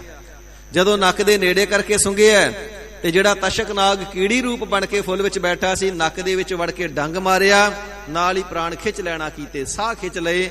ਸੋ ਪ੍ਰੀਸ਼ਤ ਰਾਜੇ ਦੀ ਮੌਤ ਹੋ ਗਈ ਹੈ। ਸਤਿਗੁਰੂ ਅਰਜਨ ਦੇਵ ਸੱਚੇ ਪਾਤਸ਼ਾਹ ਮਹਾਰਾਜ ਸਾਹਿਬ ਜੀ ਸਹਿਸਕ੍ਰਿਤੀ ਦੇ ਸ਼ਲੋਕਾਂ ਦੇ ਅੰਦਰ ਲਿਖਣਾ ਕਰਦੇ ਨੇ, ਬਾਹੋ ਯਤਨ ਕਰਦਾ ਬਲਵੰਤਕਾਰੀ ਸੇਵੰਤ ਸੂਰਾ ਚਤੁਰ ਦਿਸਹਿ। ਭਾਵੇਂ ਬਹੁਤ ਜ਼ਿਆਦਾ ਯਤਨ ਕਰ ਲਏ, ਬਲ ਵਾਲੇ ਸੂਰਮੇ ਪਹਿਰੇ ਤੇ ਖੜੇ ਕਰ ਲਏ, ਕਾਰੀ ਔਸ਼ਧੀ ਦਵਾਈ ਨੂੰ ਕਰਨ ਵਾਸਤੇ ਧਨੰਤਰ ਵੈਦ ਨੂੰ ਵੀ ਸੱਦ ਲਿਆ, ਚਾਰੇ ਪਾਸੇ ਸੂਰਮੇ ਪਹਿਰੇ ਤੇ ਖੜੇ ਨੇ, ਤੇ ਇਸ ਵੇਲੇ ਆਪਣੀ ਮੌਤ ਨੂੰ ਯਾਦ ਵੀ ਨਹੀਂ ਸੀ ਕਰਦਾ ਕਿ ਹੁਣ ਤਾਂ ਮੌਤ ਮੇਰੇ ਨੇੜੇ ਆ ਵੀ ਨਹੀਂ ਸਕਦੀ, ਮੈਂ ਮੌਤ ਦੇ ਸਾਰੇ ਦਰਵਾਜ਼ੇ ਰਸਤੇ ਬੰਦ ਕਰ ਦਿੱਤੇ ਨੇ। ਪਰ ਹੋਵੰਤ ਆ ਗਿਆ ਭਗਵਾਨ ਪੁਰਖ ਹੈ, ਨਾਨਕ ਕੀਟੀ ਸਾਸ ਆਕਰ ਖਥੇ। ਜਦੋਂ ਪੁਰਖ ਭਗਵਾਨ ਹਰੀ ਅਕਾਲ ਪੁਰਖ ਵਾਹਿਗੁਰੂ ਜੀ ਦੀ ਆਗਿਆ ਹੋ ਜਾਂਦੀ ਹੈ ਨੇ ਕਿ ਫਲਾਣੇ ਦੇ ਸਵਾਸ ਖਿੱਚ ਲਓ, ਫਿਰ ਸਾਹਮਣੇ ਕੋਈ ਕਿਤਨਾ ਵੀ ਬਲਵਾਨ ਹੋਵੇ, ਨਿੱਕੀ ਜਿਹੀ ਕੀੜੀ ਤਸ਼ਕ ਨਾਗ ਵਾਂਗੂ ਨੱਕ ਦੇ ਵਿੱਚ ਵੜ ਕੇ ਡੰਗ ਮਾਰ ਕੇ ਮਹਾਬਲੀ ਰਾਜੇ ਦੇ ਵੀ ਪ੍ਰਾਣ ਖਿੱਚ ਲੈਂਦੀ ਏ। ਇਸ ਪ੍ਰਕਾਰ ਹਰੀ ਅਕਾਲ ਪੁਰਖ ਵਾਹਿਗੁਰੂ ਜੀ ਦੀ ਨੇਤ ਹੈ, ਜਿਸ ਦੇ ਤੇ ਸਵਾਸ ਆਪ ਨਹੀਂ ਕੱਢਦਾ, ਬਲ ਦੀ ਅੱਗ ਦੇ ਵਿੱਚੋਂ ਵੀ ਹੱਥ ਦੇ ਕਰਕੇ ਵਾਹਿਗੁਰੂ ਜੀ ਰੱਖ ਲੈਣਾ ਕਰਦੇ ਨੇ। ਪਰ ਜਿਸ ਨੂੰ ਵਾਹਿਗੁਰੂ ਜੀ ਨੇ ਆਪ ਮੁਕਾਉਣਾ ਹੋਵੇ ਤੇ ਇਸ ਦੇ ਸਵਾਸ ਕੱਢਣੇ ਹੋਣ, ਉਹ ਮਨੁੱਖ ਕਿੰਨੇ ਵੀ ਯਤਨ ਕਰ ਲਵੇ, ਮਾਨਸ ਯਤਨ ਕਰਤ ਬਹੁ ਭਾਤ, ਚਾਹੇ ਕਿੰਨੇ ਵੀ ਉਹ ਯਤਨ ਕਰ ਲੈਣਾ ਕਰੇ, ਤਿਸ ਕੇ ਕਰਤਬ ਬਿਰਥੇ ਜਾਤ। ਫਿਰ ਉਸ ਦੇ ਕੀਤੇ ਹੋਏ ਜਿੰਨੇ ਵੀ ਕਰਤਬ ਆਚਾਰ ਵਿਵਹਾਰ ਕਾਰਜ ਕੰਮ ਨੇ ਨਾ, ਸਾਰੇ ਬਿਰਥੇ ਚਲੇ ਜਾਂਦੇ ਨੇ, ਸਾਰੇ ਦੇ ਸਾਰੇ ਵਿਅਰਥ ਹੀ ਜਾਂਦੇ ਨੇ। ਇਸ ਪ੍ਰਕਾਰ ਸਰੀਰ ਦੇ ਉੱਪਰ ਰੋਗ ਆ ਜਾਵੇ, ਸੋ ਮੰਨਿਆ ਜਾਂਦਾ ਹੈ ਕਿ ਵੈਦ ਸੀ ਬਹੁਤ ਸਿਆਣਾ, ਲੁਕਮਾਨ ਹਕੀਮ ਤੇ ਇਸ ਦਾ ਨਾਮ ਹੈ, ਤੇ ਲੁਕਮਾਨ ਹਕੀਮ ਵਰਗਾ ਹਕੀਮ ਨਹੀਂ ਸਿਆਣਾ ਮਿਲਦਾ। ਮੰਨਿਆ ਜਾਂਦਾ ਬੰਦੂਕ ਦੀ ਕਾਢ ਵੀ ਉਸਨੇ ਕੱਢੀ ਸੀ। ਕਿਸੇ ਪ੍ਰਕਾਰ ਦਾ ਕੋਈ ਤਿਸ ਦੇ ਪਾਸ ਰੋਗੀ ਆ ਜਾਵੇ ਤੇ ਪੁੜੀ ਏਕ ਹੀ ਦਿੰਦਾ ਸੀ ਤੇ ਰੋਗ ਨੂੰ ਮੇਟ ਦਿੰਦਾ ਸੀ। ਪਰ ਜਿਸ ਵੇਲੇ ਇਸ ਦਾ ਆਪਣਾ ਅੰਤਮ ਸਮਾਂ ਆਇਆ ਨਾ, ਮਰੋੜ ਲੱਗ ਗਏ, ਦਸਤ ਲੱਗ ਗਏ, ਬੜੀਆਂ ਦਵਾਈਆਂ ਖਾਧੀਆਂ, ਕਿਸੇ ਦਵਾਈ ਦੇ ਨਾਲ ਠੀਕ ਨਾ ਹੋਵੇ। ਕਿਸੇ ਨੇ ਆ ਕਰਕੇ ਕਹਿਣਾ ਕੀਤਾ, ਵੈਦ ਜੀ ਤੁਸੀਂ ਤੇ ਇਤਨੇ ਵੱਡੇ ਵੈਦ ਹੋ, ਕਿਸੇ ਨੂੰ ਵੀ ਠੀਕ ਕਰ ਦਿੰਦੇ ਹੋ ਤੇ ਤੁਹਾਡਾ ਆਪਣਾ ਰੋਗ ਕਿਉਂ ਨਹੀਂ ਟੁੱਟਦਾ? ਇਸ ਨੇ ਇੱਕ ਪੁੜੀ ਦਿੱਤੀ ਦਵਾਈ ਦੀ, ਕਹਿਣ ਲੱਗਾ ਜਿੱਥੇ ਪਾਣੀ ਵਗਦਾ ਹੋਵੇ ਜਾ ਕੇ ਉਸ ਦੇ ਵਿੱਚ ਪਾ ਕੇ ਆ ਤੇ ਮੈਨੂੰ ਆ ਕੇ ਦੱਸੀ ਪਾਣੀ ਦਾ ਕੀ ਬਣਿਆ। ਲੁਕਮਾਨ ਹਕੀਮ ਦੇ ਕੋਲੋਂ ਦਵਾਈ ਦੀ ਪੁੜੀ ਲੈ ਕਰਕੇ ਉਹ ਸਵਾਲ ਕਰਨ ਵਾਲਾ ਗਿਆ ਹੈ, ਜਾ ਕਰਕੇ ਵਗਦਾ ਹੋਇਆ ਜਿੱਥੇ ਪਾਣੀ ਖੂਹ ਚੱਲਦਾ ਸੀ, ਪਾਣੀ ਵਗਦਾ ਸੀ ਖਾਲ ਦੇ ਵਿੱਚ, ਆੜ ਦੇ ਵਿੱਚ, ਇਸ ਨੇ ਦਵਾਈ ਦੀ ਪੁੜੀ ਜਾ ਕਰਕੇ ਪਾਣੀ ਦੇ ਵਿੱਚ ਪਾਈਏ। ਪਾਣੀ ਸਾਧ ਸੰਗਤ ਜੀ ਬਰਫ਼ ਵਾਂਗੂ ਉੱਥੇ ਦੀ ਉੱਥੇ ਹੀ ਜੰਮ ਗਿਆ, ਅੱਗੇ ਨਹੀਂ ਵਗਿਆ। ਆ ਕਰਕੇ ਦੱਸਿਆ ਜੀ ਪਾਣੀ ਤੇ ਉੱਥੇ ਹੀ ਜਿਵੇਂ ਜੜ ਹੋ ਜਾਂਦਾ, ਬਰਫ਼ ਹੋ ਜਾਂਦੀ, ਉੱਥੇ ਹੀ ਰੁਕ ਗਿਆ, ਪਾਣੀ ਅੱਗੇ ਨਹੀਂ ਗਿਆ। ਤੇ ਲੁਕਮਾਨ ਕਹਿਣ ਲੱਗਾ, ਦੇਖ ਲੈ ਜਿਹੜਾ ਦਵਾਈ ਦੀ ਔਸ਼ਧੀ ਦੀ ਇੱਕ ਪੁੜੀ ਵਗਦਾ ਪਾਣੀ ਦਾ ਪ੍ਰਵਾਹ ਉਸ ਨੂੰ ਰੋਕਣ ਦੇ ਸਮਰੱਥ ਹੈ, ਮੈਂ ਕਿੰਨੀਆਂ ਪੁੜੀਆਂ ਖਾ ਲੀਆਂ ਪਰ ਦਸਤ ਨਹੀਂ ਰੁਕੇ, ਮਰੋੜ ਨਹੀਂ ਰੁਕੇ, ਕਿਉਂਕਿ ਹੁਣ ਸਮਾਂ ਆ ਗਿਆ। ਜਦੋਂ ਸਮਾਂ ਆ ਜਾਂਦਾ ਉਦੋਂ ਕੋਈ ਯਤਨ ਨਹੀਂ ਚੱਲਦਾ, ਕੋਈ ਦਵਾਈ ਕੰਮ ਨਹੀਂ ਕਰਦੀ, ਕੋਈ ਬੂਟੀ ਕੰਮ ਨਹੀਂ ਕਰਦੀ, ਕੋਈ ਮੰਤਰ ਫਿਰ ਨਹੀਂ ਫੜਦਾ। ਹਜ਼ੂਰ ਫਰਮਾਵਣਾ ਕਰਦੇ ਨੇ, ਫਿਰ ਮਨੁੱਖ ਕਿੰਨੇ ਵੀ ਯਤਨ ਕਰ ਲਵੇ ਉਸ ਨੂੰ ਕੋਈ ਰੱਖ ਨਹੀਂ ਸਕਦਾ, ਜਿਸ ਦੇ ਸਵਾਸ ਵਾਹਿਗੁਰੂ ਜੀ ਨੇ ਆਪ ਕੱਢਣੇ ਹੋਣ। ਜਿਵੇਂ ਕਿਸਾਨ ਆਪ ਆਪਣੇ ਹੱਥੀਂ ਖੇਤੀ ਬੀਜਦਾ ਹੈ, ਫਿਰ ਉਸ ਨੂੰ ਪਾਲਦਾ ਹੈ, ਜਦੋਂ ਪੱਕਦੀ ਹੈ ਫਿਰ ਆਪਣੇ ਹੱਥੀਂ ਤੇ ਇਸ ਨੂੰ ਵੱਢ ਲੈਣਾ ਕਰਦਾ ਹੈ। ਇਸੇ ਪ੍ਰਕਾਰ ਪਰਮਾਤਮਾ ਜੀ ਸ੍ਰਿਸ਼ਟੀ ਦੇ ਅੰਦਰ ਜੀਵਾਂ ਨੂੰ ਪੈਦਾ ਕਰਦੇ ਨੇ, ਤਿੰਨਾਂ ਦੀ ਪ੍ਰਤ ਪਾਲਣਾ ਕਰਦੇ ਨੇ। ਜਦੋਂ ਸਰੀਰਾਂ ਦੀ ਪਰਾਲਬਧ ਸਮਾਪਤ ਹੋ ਜਾਂਦੀ ਹੈ ਫਿਰ ਸਵਾਸ ਵੀ ਵਿਧੀ ਪੂਰਵਕ ਆਪ ਹੀ ਖਿੱਚ ਲੈਣਾ ਕਰਦੇ ਨੇ, ਕੋਈ ਨਾ ਕੋਈ ਜ਼ਰੀਆ ਬਣਾ ਕਰਕੇ। ਪਾਤਸ਼ਾਹ ਜੀ ਫਰਮਾਨ ਕਰਨਾ ਕਰਦੇ ਨੇ, ਜਦੋਂ ਵਕਤ ਆ ਜਾਂਦਾ ਹੈ ਉਦੋਂ ਵਾਹਿਗੁਰੂ ਜੀ ਦੇ ਪਾਸੋਂ ਕੋਈ ਕਿਸੇ ਨੂੰ ਰੱਖ ਨਹੀਂ ਸਕਦਾ।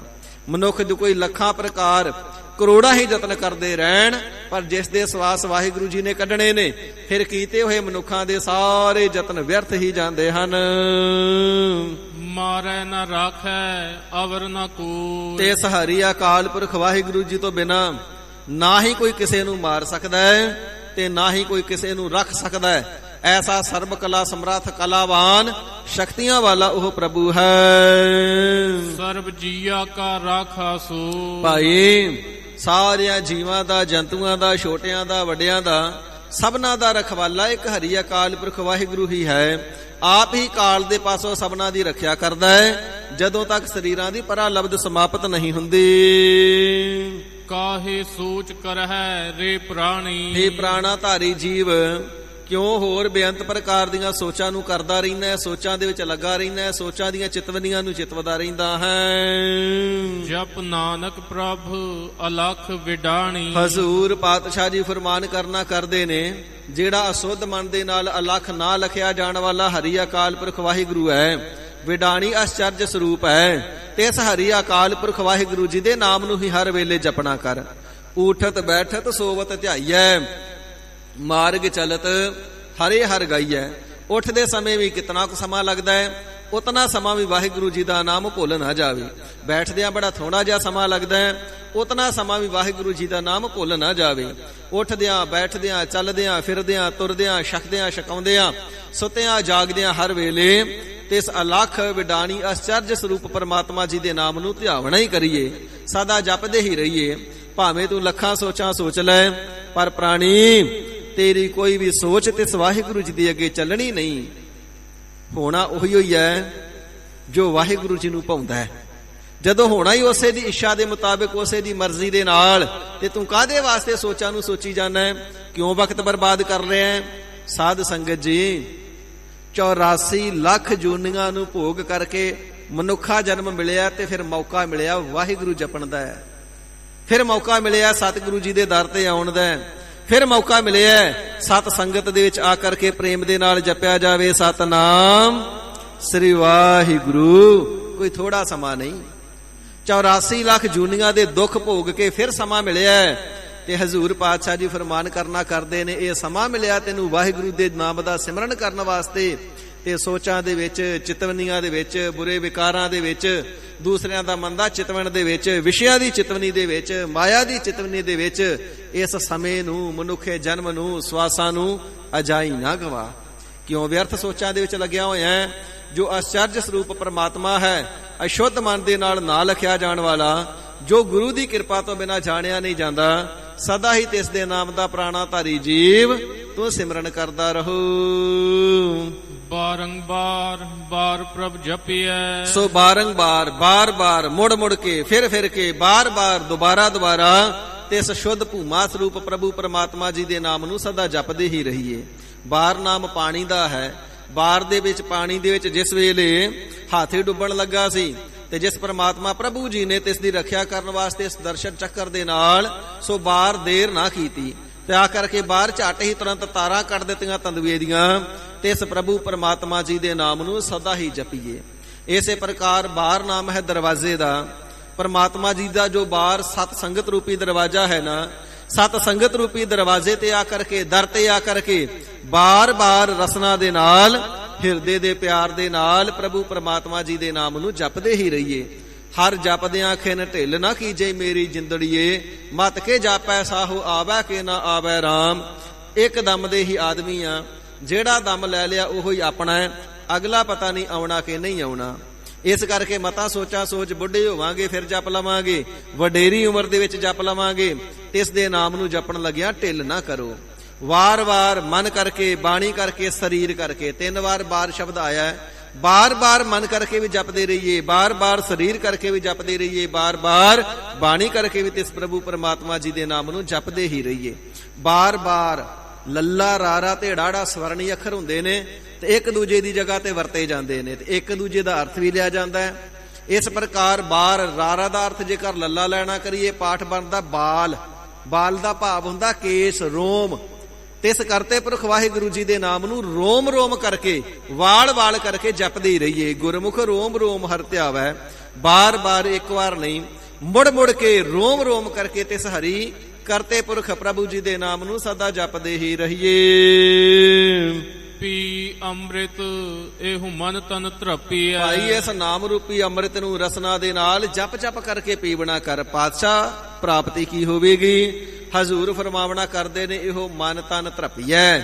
ਇਹ ਜਿਹੜਾ ਮਨ ਹੈ ਪਦਾਰਥਾਂ ਦੇ ਪਿੱਛੇ ਦੌੜਦਾ ਹੈ, ਜਨਮਾਂ ਜਨਮਾਂਤਰਾਂ ਦੇ ਮੰਦ ਕਰਮਾਂ ਦੇ ਕਾਰਨ ਬਹੁਤਾ ਤ੍ਰਿਸ਼ਨਾਲੂ ਹੋਇਆ, ਇਸ ਦੀ ਤ੍ਰਿਸ਼ਨਾ ਨਹੀਂ ਨਾ ਬੁਝਦੀ, ਮਨ ਕਦੇ ਰੱਜਦਾ ਨਹੀਂ।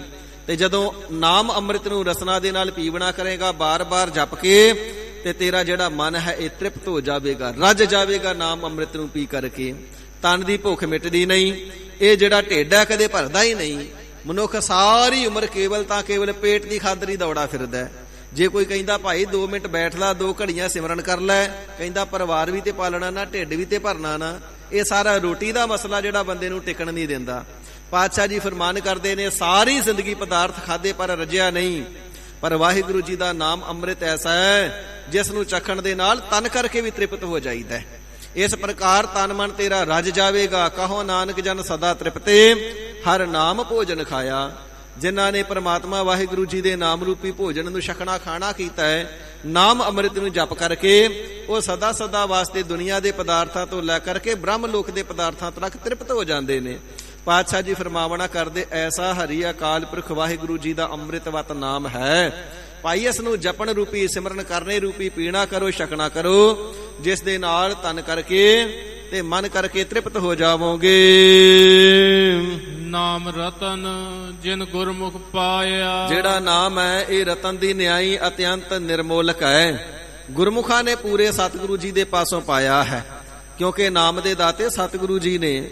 ਸਤਿਗੁਰ ਪੂਰੈ ਨਾਮ ਦਿਆ, ਅਨੰਦ ਮੰਗਲ ਕਲਿਆਣ ਸਦਾ ਸੁਖ, ਕਾਰਜ ਸਗਲਾ ਰਾਸ ਥੀਆ।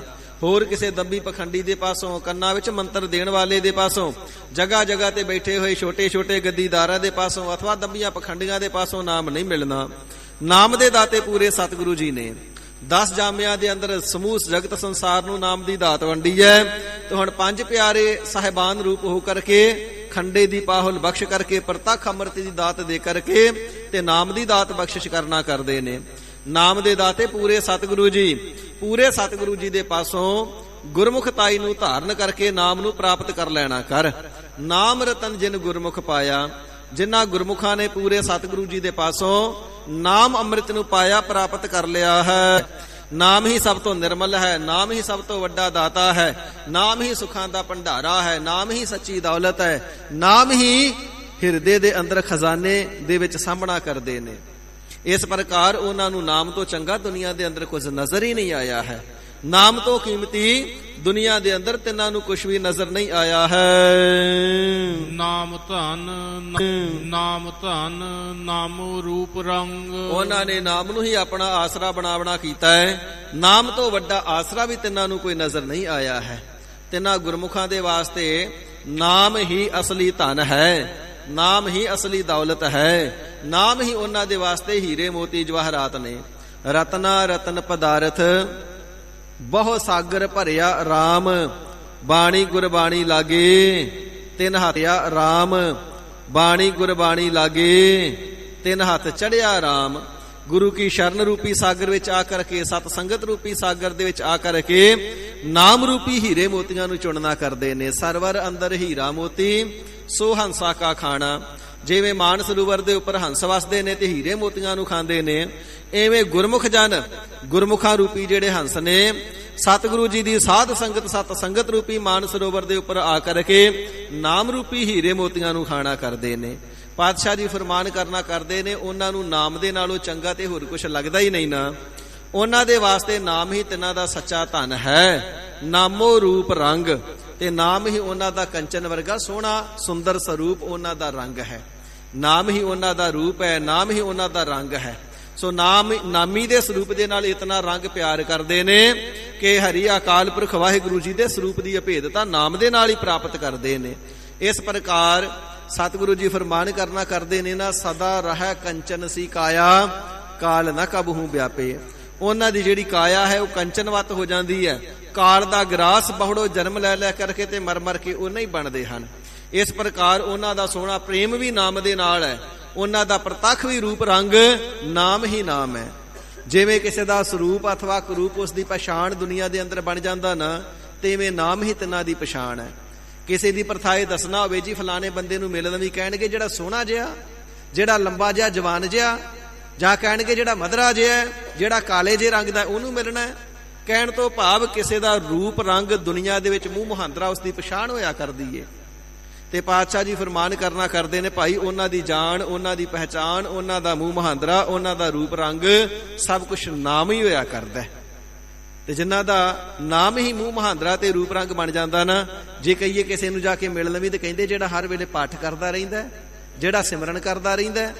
ਤੇ ਪਛਾਣ ਵੀ ਇਹੋ ਦੱਸਦੇ ਨੇ, ਜਾ ਕਰਕੇ ਪੁੱਛ ਲਈ ਜਿਹੜਾ ਬਾਣੀ ਬੜੀ ਪੜ੍ਹਦਾ, ਹਰ ਵੇਲੇ ਸਿਮਰਨ ਕਰਦਾ, ਉਸ ਨੂੰ ਮਿਲਣਾ ਜਿਹੜਾ ਮਰਜ਼ੀ ਤੈਨੂੰ ਮਿਲਾ ਦੇਵੇਗਾ। ਇਸ ਪ੍ਰਕਾਰ ਨਾਮ ਹੀ ਉਹਨਾਂ ਦਾ ਰੂਪ ਰੰਗ ਤੇ ਮੂੰਹ ਮਹਾਂਦਰਾ, ਉਹਨਾਂ ਦੀ ਜਾਣ ਪਹਿਚਾਣ, ਉਹਨਾਂ ਦਾ ਸਭ ਰੂਪ ਬਣ ਜਾਂਦਾ ਹੈ ਜੀ। ਨਾਮੋ ਸੁਖ ਹਰ ਨਾਮ ਕਾ ਸੰਗ, ਨਾਮ ਨੂੰ ਹੀ ਜਪ ਕਰਕੇ ਉਹ ਸੁਖ ਸਰੂਪ ਪਰਮਾਤਮਾ ਜੀ ਨੂੰ ਪ੍ਰਾਪਤ ਕਰ ਲੈਂਦੇ ਨੇ। ਨਾਮ ਨੂੰ ਹੀ ਜਪ ਕਰਕੇ ਉਹਨਾਂ ਦੇ ਹਿਰਦੇ ਨੂੰ ਸੁਖ ਮਿਲਦਾ ਹੈ। ਜਰਾ ਜਨਾ ਘੜੀ ਮਾਤਰ ਨਾਮ ਵਿਸਰ ਜਾਵੇ ਵਿਆਕੁਲ ਹੋ ਜਾਂਦੇ ਨੇ। ਹਰ ਨਾਮ ਕਾ ਸੰਗ, ਹਰ ਵੇਲੇ ਉਹ ਨਾਮ ਦਾ ਹੀ ਸੰਗ ਕਰਦੇ ਨੇ। ਨਾਮੀ ਪਰਮਾਤਮਾ ਜੀ ਦੇ ਨਾਮ ਦੇ ਹੀ ਸੰਗੀ ਸਾਥੀ ਹੋਏ ਰਹਿੰਦੇ ਹਨ। ਉਹ ਨਾਮ ਰਸ ਜੋ ਜਨ ਤ੍ਰਿਪਤਾ ਨੇ, ਗੁਰੂ ਪਾਤਸ਼ਾਹ ਜੀ ਫਰਮਾਨ ਕਰਨਾ ਕਰਦੇ ਹਨ, ਨਾਮ ਦੇ ਅੰਮ੍ਰਿਤ ਰਸ ਨੂੰ ਚੱਖ ਕਰਕੇ ਜਿਹੜੇ ਜਨ ਤ੍ਰਿਪਤਾਨੇ ਤ੍ਰਿਪਤ ਹੋ ਗਏ ਨੇ, ਰੱਜ ਗਏ ਹਨ ਦੁਨੀਆ ਦੇ ਪਦਾਰਥਾਂ ਵੱਲੋਂ, ਬ੍ਰਹਮ ਲੋਕ ਤੱਕ ਦੇ ਭੋਗਾਂ ਤੱਕ। ਮਨ ਤਨ ਨਾਮਹਿ ਨਾਮ ਸਮਾਨੇ, ਉਹਨਾਂ ਦੇ ਮਨ ਦੇ ਅੰਦਰ ਵੀ ਤੇ ਤਨ ਦੇ ਅੰਦਰ ਵੀ ਨਾਮ ਦਾ ਪ੍ਰੇਮ ਹੁੰਦਾ ਹੈ, ਨਾਮ ਦਾ ਹੀ ਸੋ ਜਾਪ ਹੁੰਦਾ ਹੈ, ਸਿਮਰਨ ਹੁੰਦਾ ਹੈ। ਤੇ ਅੰਤ ਸਮੇਂ ਨਾਮੇ ਸਮਾਨੇ, ਨਾਮੇ ਇੱਥੇ ਮੰਮੀ ਨੂੰ ਸਿਹਾਰੀ ਹੈ, ਅਰਥ ਬਣੇਗਾ ਨਾਮੀ। ਅੰਤਮ ਸਮੇਂ ਨਾਮੀ ਪਰਮਾਤਮਾ ਜੀ ਦੇ ਅੰਦਰ ਹੀ ਉਹ ਸਮਾ ਜਾਂਦੇ ਨੇ। ਹਿਰਦੇ ਦਾ ਪਿਆਰ ਵੀ ਕੇਵਲ ਨਾਮ ਦੇ ਨਾਲ, ਤਨ ਕਰਕੇ, ਰਸਨਾ ਕਰਕੇ ਵੀ, ਮਨ ਕਰਕੇ, ਹਿਰਦੇ ਕਰਕੇ ਵੀ ਸਦਾ ਨਾਮ ਨੂੰ ਜਪਦੇ ਰਹਿੰਦੇ। ਨਾਮੀ ਦੇ ਅੰਦਰ ਹੀ ਸਮਾਨੇ, ਤਿੰਨਾਂ ਦੀ ਜਿਹੜੀ ਬਿਰਤੀ ਹੈ, ਤਿੰਨਾਂ ਦੀ ਸੁਰਤ ਹੈ, ਉਹ ਸਮਾਈ ਰਹਿੰਦੀ ਹੈ। ਉਠਤ ਬੈਠਤ ਸੋਵਤ ਨਾਮ, ਉਹ ਉੱਠਦਿਆਂ ਬੈਠਦਿਆਂ ਸੌਂਦਿਆਂ ਜਾਗਦਿਆਂ ਹਰ ਵੇਲੇ ਨਾਮ ਨੂੰ ਹੀ ਜਪਣਾ ਕਰਦੇ ਨੇ। ਨਾਮ ਹੀ ਉਹਨਾਂ ਦਾ ਆਧਾਰ, ਤੇ ਨਾਮ ਦੁਆਰਾ ਹੀ ਤਿੰਨਾਂ ਦੇ ਸਾਰੇ ਜਿਹੜੇ ਕਾਰਜ ਹਨ ਉਹ ਸਵਰਦੇ ਹਨ। ਕਹੋ ਨਾਨਕ ਜਨ ਕੈ ਸਦਕਾ, ਸਤਿਗੁਰੂ ਸੱਚੇ ਪਾਤਸ਼ਾਹ ਜੀ ਮਹਾਰਾਜ ਫਰਮਾਨ ਕਰਨਾ ਕਰਦੇ ਨੇ, ਭਾਈ ਗੁਰਸਿੱਖੋ, ਤਿੰਨਾਂ ਪਿਆਰਿਆਂ ਦਾ ਇਹੋ ਹੀ ਕੰਮ ਹੈ। ਉਹਨਾਂ ਦਾ ਦੁਨੀਆ ਦੇ ਨਾਲੋਂ ਸਰਵ ਸ੍ਰੇਸ਼ਟ, ਸਭ ਤੋਂ ਵੱਡਾ ਭਾਰੀ ਕਾਰਜ ਕੰਮ ਹੀ ਇਹ ਹੈ। ਜਿਸ ਵਖਰ ਕਉ ਲੈਣ ਤੂੰ ਆਇਆ, RAM ਨਾਮ ਸੰਤਨ ਕਰ ਪਾਇਆ। ਜਿਸ ਵਸਤੂ ਨੂੰ ਲੈਣ ਵਾਸਤੇ ਆਇਆ ਹੈ ਤੇ ਇਸ ਵਸਤੂ ਨੂੰ ਸੰਤ ਜਨਾਂ ਦੀ ਸੰਗਤ ਦੇ ਵਿੱਚੋਂ ਪ੍ਰਾਪਤ ਕਰੇਗਾ, ਉਹਨਾਂ ਦਾ ਇਹੀ ਹੀ ਕੰਮ ਹੈ। ਸੰਤ ਜਨਾਂ ਦੀ ਸੰਗਤ ਦੇ ਵਿੱਚੋਂ ਪ੍ਰਾਪਤ ਕਰਦੇ ਨੇ। ਹਰ ਵੇਲੇ ਤਨ ਦੇ ਪਿਆਰ ਨਾਲ, ਮਨ ਦੇ ਪਿਆਰ ਦੇ ਨਾਲ ਜਪਦੇ ਰਹਿੰਦੇ ਨੇ, ਸਤਨਾਮ ਸ੍ਰੀ ਵਾਹਿਗੁਰੂ। ਤਿੰਨ ਕੈ ਸਦ ਕਾਮ, ਉਹਨਾਂ ਦੇ ਹਿਰਦੇ ਦੀ ਸਦਾ ਇਹੀ ਹੀ ਕਾਮਨਾ ਹੁੰਦੀ ਏ। ਵਿਸਰ ਨਾਹੀ ਦਾਤਾਰ ਆਪਣਾ ਨਾਮ ਦੇਹੋ, ਗੁਣ ਗਾਵਾਂ ਦਿਨ ਰਾਤ ਨਾਨਕ ਚਾਹੋ ਇਹੋ। ਸੱਚੇ ਪਾਤਸ਼ਾਹ, ਮੈਂ ਰਾਤ ਦਿਨ ਇਸੇ ਹੀ ਕੰਮ ਦੇ ਵਿੱਚ ਲੱਗਾ ਰਹਾ, ਇਹੀ ਉਹੀ ਸ਼ੁਭ ਕਰਮ ਮੈਂ ਕਮਾਉਂਦਾ ਰਹਾ, ਆਪ ਜੀ ਦਾ ਨਾਮ ਮੈਨੂੰ ਕਦੇ ਭੁੱਲ ਨਾ ਜਾਵੇ। ਐਸੀ ਤਿੰਨਾਂ ਦੀ ਭਾਵਨਾ ਹੁੰਦੀ ਹੈ ਜੀ। ਬੋਲੋ ਜਸ ਜਹਿਬਾ ਦਿਨ ਰਾਤ, ਹਜ਼ੂਰ ਪਾਤਸ਼ਾਹ ਜੀ ਫਰਮਾਵਣਾ ਕਰਦੇ ਨੇ, ਹੇ ਗੁਰੂ ਪਿਆਰਿਓ, ਤੇ ਇਸ ਹਰੀ ਅਕਾਲ ਪੁਰਖ ਵਾਹਿਗੁਰੂ ਜੀ ਦੇ ਨਾਮ ਰੂਪੀ ਜਸ ਨੂੰ ਬੋਲਾਹੋ, ਆਪਣੇ ਮੁਖ ਦੇ ਵਿੱਚੋਂ ਬੋਲਣਾ ਕਰੋ। ਮਹਾਰਾਜ ਕਿਤਨਾ ਕੁ ਸਮਾਂ ਜਪਣਾ ਕਰੀਏ, ਕਿਤਨਾ ਕੁ ਸਮਾਂ ਬੋਲਣਾ ਕਰੀਏ। ਹਜ਼ੂਰ ਫਰਮਾਉਂਦੇ ਨੇ, ਦਿਨ ਰਾਤ ਦੀ ਸੰਗਿਆ ਕਰਕੇ ਸਦਾ ਜਪਦੇ ਹੀ ਰਹੋ। ਐਸਾ ਨਹੀਂ ਕਿ 5 ਮਿੰਟ 10 ਮਿੰਟ ਜਪ ਲਿਆ ਤੇ ਸਾਰਾ ਦਿਨ ਝੂਠ ਬੋਲਿਆ, ਸਾਰਾ ਦਿਨ ਚੁਗਲੀ ਕੀਤੀ, ਐਵੇਂ ਨਹੀਂ। ਸਾਰਾ ਦਿਨ, ਸਾਰੀ ਰਾਤ ਤੇ ਇਸ ਹਰੀ ਅਕਾਲ ਪੁਰਖ ਵਾਹਿਗੁਰੂ ਜੀ ਦੇ ਨਾਮ ਦੇ ਜਸ ਨੂੰ ਮੁਖ ਦੇ ਵਿੱਚੋਂ ਉਚਾਰਦੇ ਹੀ ਰਹੋ।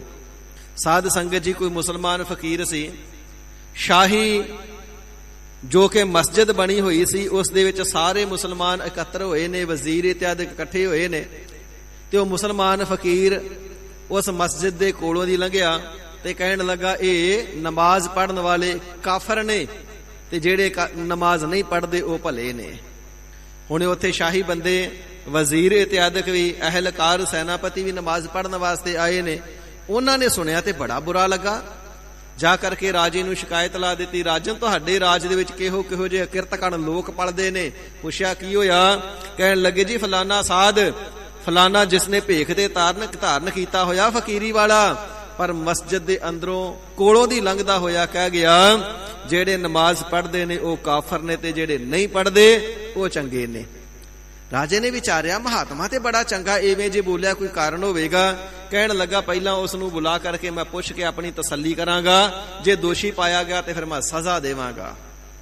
ਦੂਸਰੇ ਦਿਨ ਉਹਨਾਂ ਨੇ ਕੀ ਦੇਖਣਾ ਕੀਤਾ ਹੈ, ਇੱਕ ਮੁਰਦੇ ਦੀ ਅਰਥੀ ਨੂੰ ਚੁੱਕ ਕਰਕੇ ਲਈ ਆ ਰਹੇ ਨੇ ਤੇ ਉਹ ਫਕੀਰ ਖੜਾ ਹੈ ਜਦੋਂ ਮੁਰਦੇ ਦੀ ਅਰਥੀ ਆਉਂਦੀ ਹੋਈ ਦੇਖੀ ਤੇ ਇਸ ਵੇਲੇ ਲੰਮਾ ਪੈ ਗਿਆ।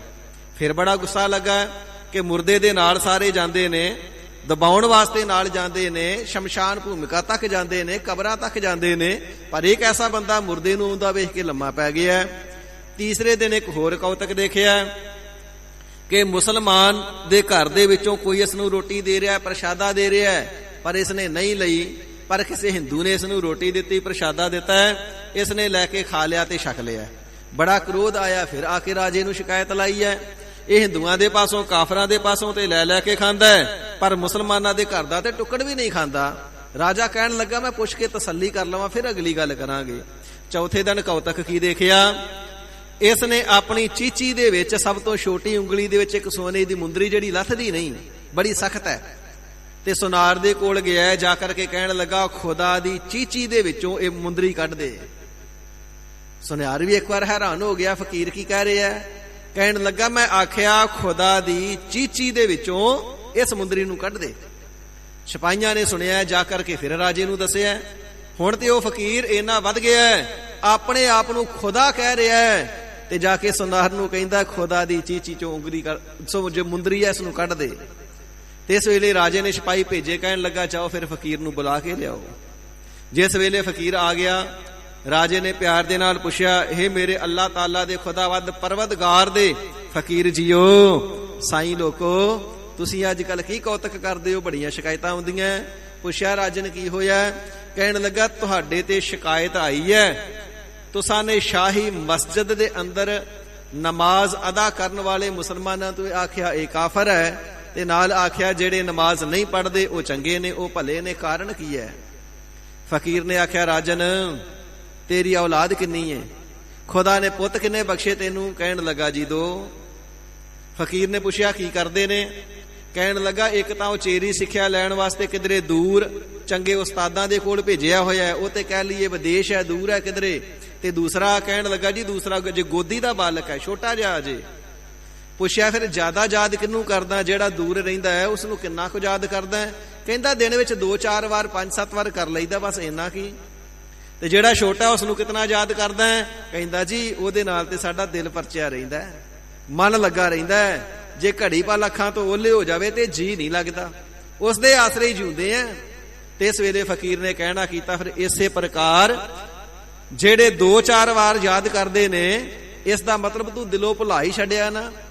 ਤੂੰ ਬਹੁਤਾ ਪਿਆਰ ਕਿਹਦੇ ਨਾਲ ਕਰਦਾ, ਵੱਡੇ ਨਾਲ ਕਿ ਛੋਟੇ ਨਾਲ? ਜ਼ਿਆਦਾ ਪਿਆਰ ਕਿਸ ਦਾ ਹੋਇਆ? ਕਹਿਣ ਲੱਗਾ ਜੀ ਜ਼ਿਆਦਾ ਤੇ ਉਸ ਦੇ ਨਾਲ ਹੀ ਆ ਜਿਹੜਾ ਮਨ ਚੋਂ ਵਿਸਰਦਾ ਹੀ ਨਹੀਂ, ਅੱਖਾਂ ਤੋਂ ਪਰਾਂ ਹੋ ਜੇ ਦਿਲ ਨਹੀਂ ਲੱਗਦਾ। ਤੇ ਇਸ ਵੇਲੇ ਫਕੀਰ ਨੇ ਕਹਿਣਾ ਕੀਤਾ ਤੈਨੂੰ ਜਿਵੇਂ ਤੇਰਾ ਛੋਟਾ ਪੁੱਤ ਪਿਆਰਾ ਹੈ ਤੇ ਹਰ ਵੇਲੇ ਉਸ ਨੂੰ ਦੇਖਦਾ ਤੇ ਚਿਤਵਦਾ ਹੈ, ਯਾਦ ਕਰਦਾ ਹੈ, ਐਵੇਂ ਜਿਹੜੇ ਹਰੀ ਅਕਾਲ ਪੁਰਖ ਵਾਹਿਗੁਰੂ ਜੀ ਦੇ ਪਿਆਰੇ ਨੇ ਨਾ, ਉਹ ਹਰ ਵੇਲੇ ਚਿਤਵਦੇ ਨੇ, ਹਰ ਵੇਲੇ ਸਿਮਰਦੇ ਨੇ, ਹਰ ਵੇਲੇ ਯਾਦ ਕਰਦੇ ਨੇ, ਤੇ ਉਹ ਉਸ ਦੇ ਪਿਆਰੇ ਨੇ। ਤਾਂ ਕਿਹਾ ਉਹ ਭਲੇ ਨੇ।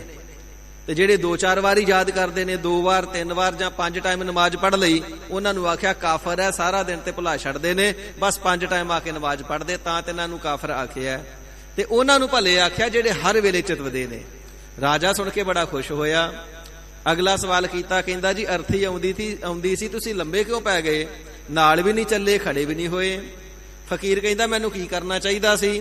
ਰਾਜਾ ਕਹਿੰਦਾ ਤੈਨੂੰ ਖੜਾ ਹੋ ਜਾਣਾ ਚਾਹੀਦਾ ਸੀ, ਜਾਂ ਉਸ ਦੇ ਨਾਲ ਜਾਣਾ ਚਾਹੀਦਾ ਸੀ। ਉਸ ਨੂੰ ਜਿੱਥੇ ਦਫਨਾਇਆ ਜਾਣਾ ਸੀ ਉੱਥੇ ਤੱਕ ਨਾਲ ਤੇ ਜਾਂਦਾ। ਤੇ ਫਕੀਰ ਕਹਿਣ ਲੱਗਾ ਜੀ ਉਸ ਨੂੰ ਦੇਖ ਕੇ ਮੈਨੂੰ ਸ਼ਰਮ ਆ ਗਈ ਸੀ, ਕਿਉਂਕਿ ਮੁਰਦੇ ਦੇ ਗਲ ਵਿੱਚ ਵੀ ਖਫਣ ਪਾਇਆ ਜਾਂਦਾ, ਤੇ ਮੈਂ ਵੀ ਆਪਣੇ ਗਲ ਵਿੱਚ ਖਫਣੀ ਪਾਈ ਹੈ। ਖਫਣ ਉਹਨੇ ਪਾਇਆ, ਖਫਣੀ ਮੈਂ ਪਾਈ, ਮੈਨੂੰ ਸ਼ਰਮ ਆ ਗਈ। ਵੇਖ ਲਾ ਉਹ ਮੁਰਦਾ ਹੈ, ਨਾ ਉਹ ਤੁਰਦਾ, ਨਾ ਉਹ ਬੈਠਦਾ, ਨਾ ਬੋਲਦਾ। ਮੈਨੂੰ ਸ਼ਰਮ ਆ ਗਈ, ਮੈਂ ਬੋਲਦਾ ਵੀ ਹਾਂ, ਮੈਂ ਬੈਠਦਾ ਵੀ ਹਾਂ, ਮੈਂ ਤੁਰਦਾ ਹਾਂ। ਜਿਵੇਂ ਫੱਟੇ ਤੇ ਉਹ ਪਿਆ ਸੀ ਮੈਂ ਵੀ ਪੈ ਗਿਆ।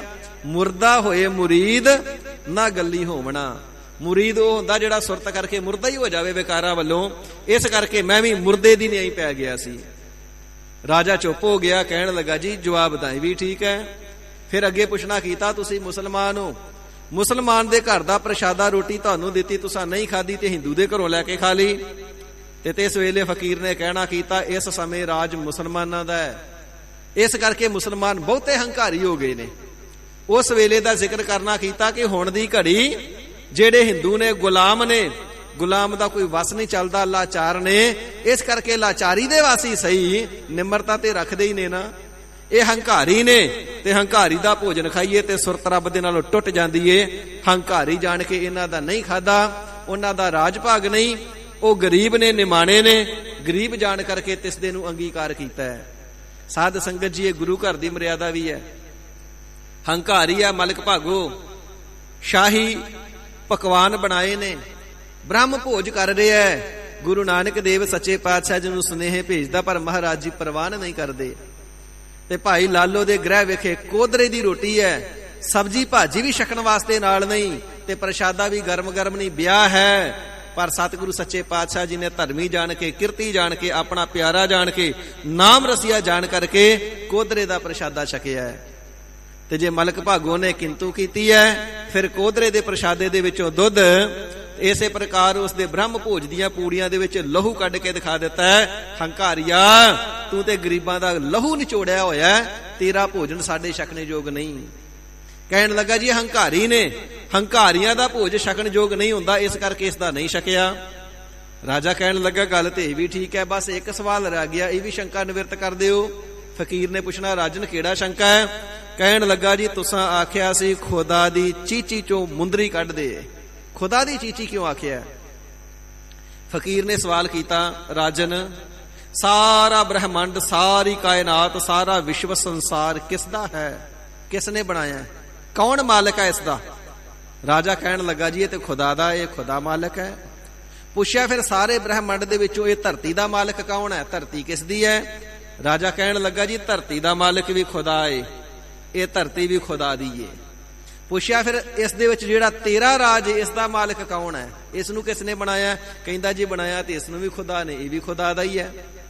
ਫਕੀਰ ਨੇ ਅਗਲਾ ਸਵਾਲ ਕੀਤਾ ਹੈ, ਜੇਕਰ ਧਰਤੀ ਉਸ ਦੀ, ਬ੍ਰਹਮੰਡ ਉਸ ਦਾ, ਤੇਰਾ ਰਾਜ ਉਸ ਦਾ, ਤੇ ਸਭ ਕੁਝ ਪਦਾਰਥ ਵਸਤੂਆਂ ਕਿਸ ਦੀਆਂ ਨੇ? ਕਹਿੰਦਾ ਜੀ ਖੁਦਾ ਦੀਆਂ।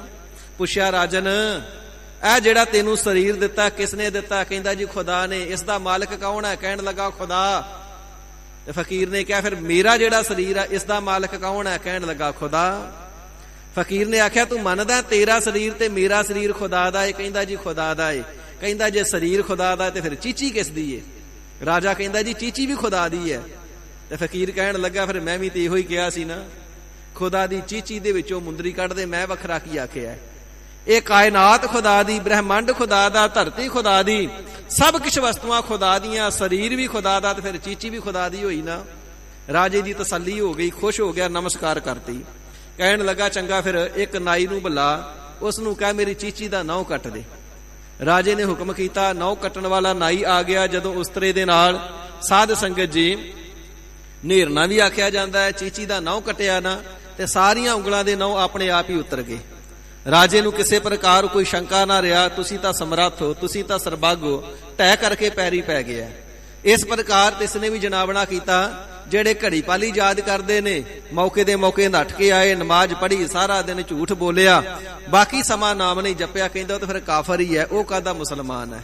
ਉਹ ਕਾਹਦਾ ਅੱਲਾ ਦਾ ਪਿਆਰਾ? ਉਹ ਕਾਹਦਾ ਖੁਦਾ ਦਾ ਪਿਆਰਾ? ਉਹ ਪਰਵਦਗਾਰ ਦਾ ਭਗਤ ਕਾਹਦਾ ਹੋਇਆ ਜਿਹੜਾ 2-4 ਵਾਰ 5 ਵਾਰ ਯਾਦ ਕਰਕੇ ਸਾਰਾ ਦਿਨ ਝੂਠ ਬੋਲੇ? ਚੰਗਾ ਤੇ ਇਹੋ ਹੀ ਹੈ ਜਿਹੜਾ ਹਰ ਵੇਲੇ ਖੁਦਾ ਖੁਦਾ ਕਰੇ, ਹਰ ਵੇਲੇ ਅੱਲਾ ਅੱਲਾ ਕਰੇ। ਗੁਰਮਤਿ ਅਨੁਸਾਰ ਚੰਗਾ ਤੇ ਇਹੋ ਹੀ ਹੈ ਜਿਹੜਾ ਹਰ ਵੇਲੇ ਵਾਹਿਗੁਰੂ ਵਾਹਿਗੁਰੂ ਕਰੇ। ਚੰਗਾ ਤੇ ਇਹੋ ਹੀ ਹੈ ਸ਼ਰਧਾ ਪਿਆਰ ਦੇ ਨਾਲ, ਭਾਵਨਾ ਦੇ ਨਾਲ ਮੁਖ ਚੋਂ ਉਚਾਰਨਾ ਕਰੇ ਸਤਨਾਮ ਸ੍ਰੀ ਵਾਹਿਗੁਰੂ। ਹਜ਼ੂਰ ਪਾਤਸ਼ਾਹ ਜੀ ਫਰਮਾਵਣਾ ਕਰਦੇ ਨੇ, ਭਾਈ ਤੇਰੀ ਗਿਣਤੀ ਚੰਗਿਆਂ ਚ ਆ ਜਾਵੇਗੀ, ਸਰਬੋਤਮਾ ਚ ਆ ਜਾਵੇਗੀ, ਸਭ ਤੋਂ ਉਤਮ ਹੋ ਜਾਵੇਗਾ। ਮਹਾਰਾਜ ਕਿਵੇਂ ਬਣੀਏ? ਬੋਲਾ ਉਸ ਜਸ ਜਿਹਬਾ ਦਿਨ ਰਾਤ। ਰਾਤ ਦਿਨ ਦੀ ਸੰਗਿਆ ਕਰਕੇ, ਦਿਨ ਦੇ ਵਿੱਚ ਵੀ ਰਾਤ ਦੇ ਵਿੱਚ ਵੀ ਹਰ ਵੇਲੇ ਆਪਣੀ ਜ਼ੁਬਾਨ ਦੇ ਨਾਲ, ਰਸਨਾ ਦੇ ਨਾਲ ਵਾਹਿਗੁਰੂ ਵਾਹਿਗੁਰੂ ਵਾਹਿਗੁਰੂ ਉਚਾਰਦਾ ਹੀ ਰਹੋ। ਹਜ਼ੂਰ ਪਾਤਸ਼ਾਹ ਜੀ ਫਰਮਾਵਣਾ ਕਰਦੇ ਨੇ, ਜਿਹੜੇ ਹਰੀ ਅਕਾਲ ਪੁਰਖ ਵਾਹਿਗੁਰੂ ਜੀ ਦੇ, ਪ੍ਰਭੂ ਜੀ ਦੇ ਸੇਵਕ ਨੇ ਨਾ, ਉਹਨਾਂ ਦਾ ਤੇ ਕੰਮ ਹੀ ਇਹ ਹੈ, ਜਾਗਦਿਆਂ, ਉੱਠਦਿਆਂ, ਬੈਠਦਿਆਂ, ਸੌਂਦਿਆਂ, ਫਿਰਦਿਆਂ ਹਰ ਵੇਲੇ ਹਰੀ ਪਰਮਾਤਮਾ ਜੀ ਦੇ ਨਾਮ ਨੂੰ ਹੀ ਜਪਣਾ ਕਰਦੇ ਨੇ। ਸੋ ਪ੍ਰਭੂ ਜੀ ਦੇ ਪ੍ਰਮਾਤਮਾ ਦਾ ਇਹੀ ਹੀ ਕੰਮ ਸਾਰਿਆਂ ਦੇ ਨਾਲੋਂ ਸਰਬਸ੍ਰੇਸ਼ਟ ਹੈ। ਇਸੇ ਹੀ ਕਾਰਜ ਨੂੰ ਉਹ ਕਰਨਾ ਕਰਦੇ ਹਨ। ਪ੍ਰਭ ਆਪਣੇ ਜਨ ਕੀਨੀ ਦਾਤ। ਮਹਾਰਾਜ ਸੱਚੇ ਪਾਤਸ਼ਾਹ ਜੀ, ਨਾਮ ਇਤਨਾ ਵੱਡਾ ਹੈ, ਅੰਮ੍ਰਿਤਵਤ ਹੈ, ਮਹਾਨ ਹੈ, ਜੰਮਣ ਮਰਨ ਕੱਟਣ ਵਾਲਾ ਹੈ, ਸੁੱਖਾਂ ਦਾ ਦਾਤਾ ਹੈ, ਭੰਡਾਰੇ ਭਰਨ ਵਾਲਾ ਹੈ, ਮਨ ਦੀਆਂ ਕਾਮਨਾਵਾਂ ਪੂਰੀਆਂ ਕਰਨ ਵਾਲਾ। ਫਿਰ ਸਾਰੇ ਕਿਉਂ ਨਹੀਂ ਜਪਦੇ? ਸਭਨਾਂ ਨੂੰ ਜਪਣਾ ਚਾਹੀਦਾ ਨਾ। ਜਦੋਂ ਅਸੀਂ ਆਪ ਸੱਚੇ ਹੋਣਾ ਹੋਵੇ ਨਾ ਤਾਂ ਅਸੀਂ ਦੋਸ਼ ਦੂਜਿਆਂ ਤੇ ਮੜ ਦਿੰਦੇ, ਮਨੁੱਖੀ ਸੁਭਾਅ ਹੁੰਦਾ ਹੈ। ਜੇ ਪੁੱਛੋ ਭਾਈ ਅੰਮ੍ਰਿਤ ਵੇਲੇ ਨਹੀਂ ਉੱਠਦਾ, ਕਹਿੰਦਾ ਜੀ ਸਾਰੇ ਹੀ ਇੰਨੇ ਵਜੇ ਉੱਠਦੇ ਨੇ, ਮੈਂ ਇਕੱਲਾ ਹੀ ਘਰ ਚੋਂ ਕਿਵੇਂ ਇਸ ਵਕਤੇ ਉੱਠਾਂ।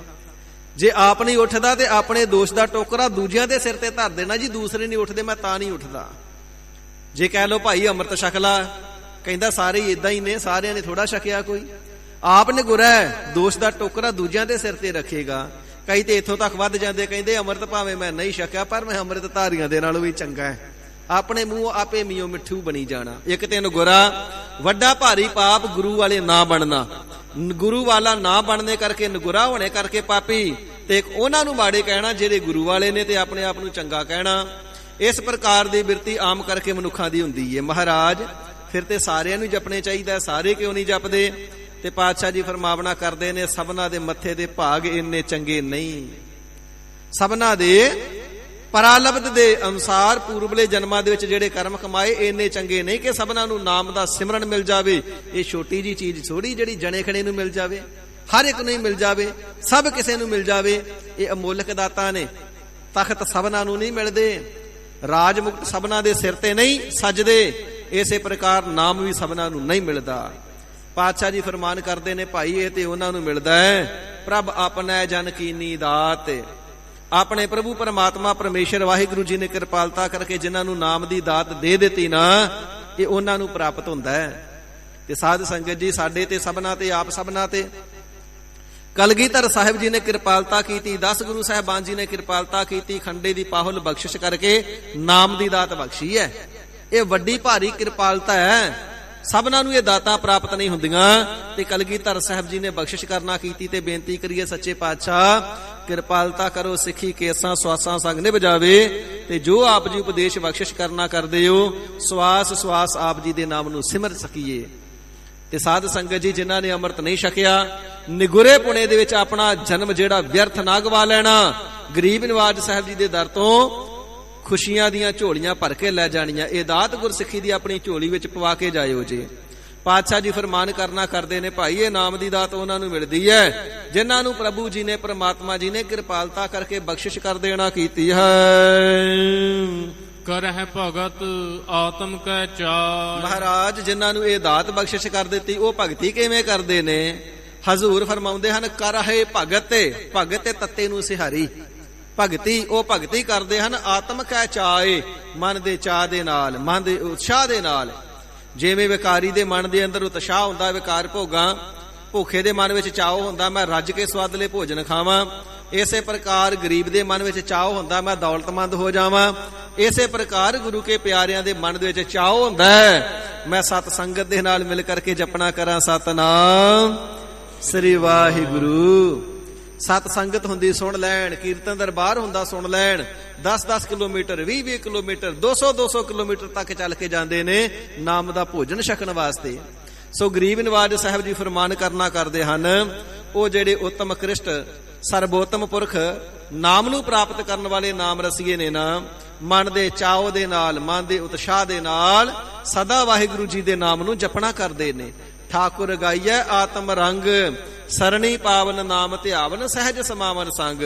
ਐਸੇ ਪਿਆਰਿਆਂ ਵਾਸਤੇ ਬਚਨ, ਜਨ ਕੇ ਚਰਨ ਵਸਹਿ ਮੇਰਾ ਹੀਰੈ, ਸੰਗ ਪੁਨੀਤਾ ਦੇਹੀ, ਜਨ ਕੀ ਧੂਰ ਦੇਹੋ ਕਿਰਪਾ ਨਿਧ, ਨਾਨਕ ਕੈ ਸੁਖ ਏਹੀ। ਐਸੇ ਪਿਆਰਿਆਂ ਦੀ ਚਰਨ ਧੂੜ ਸਾਨੂੰ ਮਿਲ ਜਾਵੇ, ਉਹਨਾਂ ਦੇ ਚਰਨ ਸਾਡੇ ਹਿਰਦੇ ਦੇ ਵਿੱਚ ਵਸ ਜਾਣ, ਸਾਡੇ ਵਾਸਤੇ ਤੇ ਇਹੀ ਉਹ ਸਭਨਾਂ ਤੋਂ ਸੁਖਦਾਈ ਬਾਤ ਹੈ। ਪਾਤਸ਼ਾਹ ਜੀ ਫਰਮਾਨ ਕਰਨਾ ਕਰਦੇ ਹਨ, ਉਹ ਮਨ ਦੇ ਚਾਅ ਦੇ ਨਾਲ, ਹੁਲਾਸ ਦੇ ਨਾਲ, ਉਤਸ਼ਾਹ ਦੇ ਨਾਲ ਸਦਾ ਨਾਮ ਜਪਦੇ ਰਹਿੰਦੇ ਨੇ। ਨਾਮ ਨੂੰ ਜਪ ਜਪ ਕਰਕੇ ਹੀ ਤਿੰਨਾਂ ਦੇ ਮਨ ਨੂੰ ਹੋਰ ਚਾਅ ਚੜਦਾ ਹੈ, ਹੋਰ ਜਪੀਏ ਹੋਰ ਜਪੀਏ। ਤਿੰਨਾਂ ਦਾ ਮਨ ਸਦਾ ਉਤਸ਼ਾਹ ਦੇ ਸਹਿਤ ਰਹਿੰਦਾ ਹੈ। ਪ੍ਰਭ ਆਪਣੇ ਸਿਉ ਰਹਿ ਸਮਾਏ। ਹਰੀ ਪ੍ਰਮਾਤਮਾ ਅਕਾਲ ਪੁਰਖ ਵਾਹਿਗੁਰੂ ਜੀ ਆਪਣੇ ਸਰੂਪ ਨੂੰ ਜਾਣ ਕਰਕੇ ਜਾਣਦੇ ਨੇ, ਕਿਉਂਕਿ ਹਰੀ ਅਕਾਲ ਪੁਰਖ ਵਾਹਿਗੁਰੂ ਸਭਨਾਂ ਦਾ ਨਿਜ ਸਰੂਪ ਹੈ, ਸਭਨਾਂ ਦਾ ਆਤਮ ਸਰੂਪ ਹੈ ਨਾ। ਆਤਮ ਸਰੂਪ ਹੋਣ ਕਰਕੇ ਸਭਨਾਂ ਦਾ ਆਪਣਾ ਸਰੂਪ, ਸਭਨਾਂ ਦਾ ਨਿਜ ਸਰੂਪ ਹੈ। ਇਸ ਪ੍ਰਕਾਰ ਆਪਣੇ ਨਿਜ ਸਰੂਪ ਆਤਮ ਸਰੂਪ ਹਰੀ ਪਰਮਾਤਮਾ ਅਕਾਲ ਪੁਰਖ ਵਾਹਿਗੁਰੂ ਜੀ ਦੇ ਅੰਦਰ ਨਾਮ ਜਪ ਜਪ ਕਰਕੇ ਸਦਾ ਪ੍ਰੇਮ ਅਵਸਥਾ ਦੇ ਵਿੱਚ ਸਮਾਏ ਹੀ ਰਹਿੰਦੇ ਹਨ। ਉਹਨਾਂ ਦਾ ਜਿਹੜਾ ਮਨ ਹੈ, ਮਨ ਦਾ ਪਿਆਰ, ਮਨ ਦੀ ਜਿਹੜੀ ਸੁਰਤ ਹੈ, ਹਰੀ ਅਕਾਲ ਪੁਰਖ ਵਾਹਿਗੁਰੂ ਜੀ ਦੇ ਸਿਮਰਨ ਦੇ ਅੰਦਰ ਹੀ ਸਮਾਈ ਰਹਿੰਦੀ ਹੈ ਜੀ। ਜੋ ਹੋਵਾ ਹੋਵਤ ਸੋ ਜਾਣੈ। ਉਹਨਾਂ ਵਾਸਤੇ ਲਾਭ ਹਾਨੀ ਨਫਾ ਨੁਕਸਾਨ ਕੁਛ ਨਹੀਂ, ਕੇਵਲ ਪ੍ਰਮਾਤਮਾ ਜੀ ਦੇ ਨਾਮ ਤੋਂ ਬਿਨਾ ਜਾਣਦੇ ਨੇ। ਜੋ ਹੋਵਾ ਜੋ ਹੋਇਆ ਇਹ ਹੋਣਾ ਹੀ ਹੋਣਾ ਸੀ। ਹੋਵਤ ਸੋ ਜਾਣੈ, ਉਹ ਹੋਵਨਹਾਰ ਨੂੰ ਸੱਚ ਕਰਕੇ ਜਾਣਦੇ ਨੇ। ਵਾਹਿਗੁਰੂ ਪਰਮਾਤਮਾ ਜੀ ਦੇ ਭਾਣੇ ਨੂੰ ਮਿੱਠਾ ਕਰਕੇ ਜਾਣਦੇ ਨੇ। ਖੁਸ਼ੀ ਆ ਜਾਵੇ ਤੇ ਫਲਾਵਟ ਵਿੱਚ ਨਹੀਂ ਆਉਂਦੇ, ਕੋਈ ਗਮ ਆ ਜਾਵੇ ਨੁਕਸਾਨ ਹੋ ਜਾਵੇ ਤੇ ਰੋਂਦੇ ਨਹੀਂ ਫਿਰਦੇ। ਹਰੀ ਅਕਾਲ ਪੁਰਖ ਵਾਹਿਗੁਰੂ ਜੀ ਦੇ ਭਾਣੇ ਨੂੰ ਮਿੱਠਾ ਕਰਕੇ ਮੰਨਦੇ ਨੇ, ਉਸੇ ਨੂੰ ਕਰਨ ਕਰਾਵਨਹਾਰ ਜਾਣਦੇ ਨੇ। ਸੋ ਇਸ ਪ੍ਰਕਾਰ ਜਾਣਦੇ ਨੇ ਜੋ ਹੋ ਗਿਆ ਇਹ ਹੋਣਾ ਹੀ ਸੀ। ਜੋ ਹੋਣਾ ਹੈ ਉਹ ਹੋ ਕੇ ਹੀ ਰਹਿਣਾ ਹੈ। ਜਦੋਂ ਆਪਣੀ ਸੋਚ ਦੇ ਨਾਲ ਕੁਝ ਹੋਣਾ ਹੀ ਨਹੀਂ, ਹੋਣਾ ਤੇ ਉਹੀ ਜੋ ਵਾਹਿਗੁਰੂ ਜੀ ਨੂੰ ਭਾਉਂਦਾ ਹੈ, ਫਿਰ ਸੋਚਾਂ ਸੋਚੀ ਜਾਣ ਦਾ ਫਾਇਦਾ ਕੀ ਹੈ? ਕਿਸੇ ਵੀ ਇਨਸਾਨ ਨੂੰ ਪੁੱਛ ਲਓ, ਸਭ ਤੋਂ ਪਹਿਲਾਂ ਆਪਣੇ ਮਨ ਨੂੰ ਪੁੱਛ ਲਈਏ, ਮਨਾ ਅੱਜ ਤੱਕ ਇੰਨਾ ਸੋਚਿਆ, ਇੰਨੀਆਂ ਚਿਤਵੀਆਂ ਇਹਨਾਂ ਸੋਚਾਂ 'ਚ ਡੁੱਬਾ ਰਿਹਾ ਹੈ, ਉਹਨਾਂ ਸੋਚਾਂ ਦੇ ਨਾਲ ਕੁਝ ਪੱਲੇ ਪਿਆ? ਜੋ ਕੁਝ ਸੋਚਿਆ ਕਦੇ ਪੂਰਾ ਹੋਇਆ? ਹੁੰਦਾ ਉਹੀ ਹੈ ਜੋ ਵਾਹਿਗੁਰੂ ਜੀ ਨੂੰ ਭਾਉਂਦਾ ਹੈ।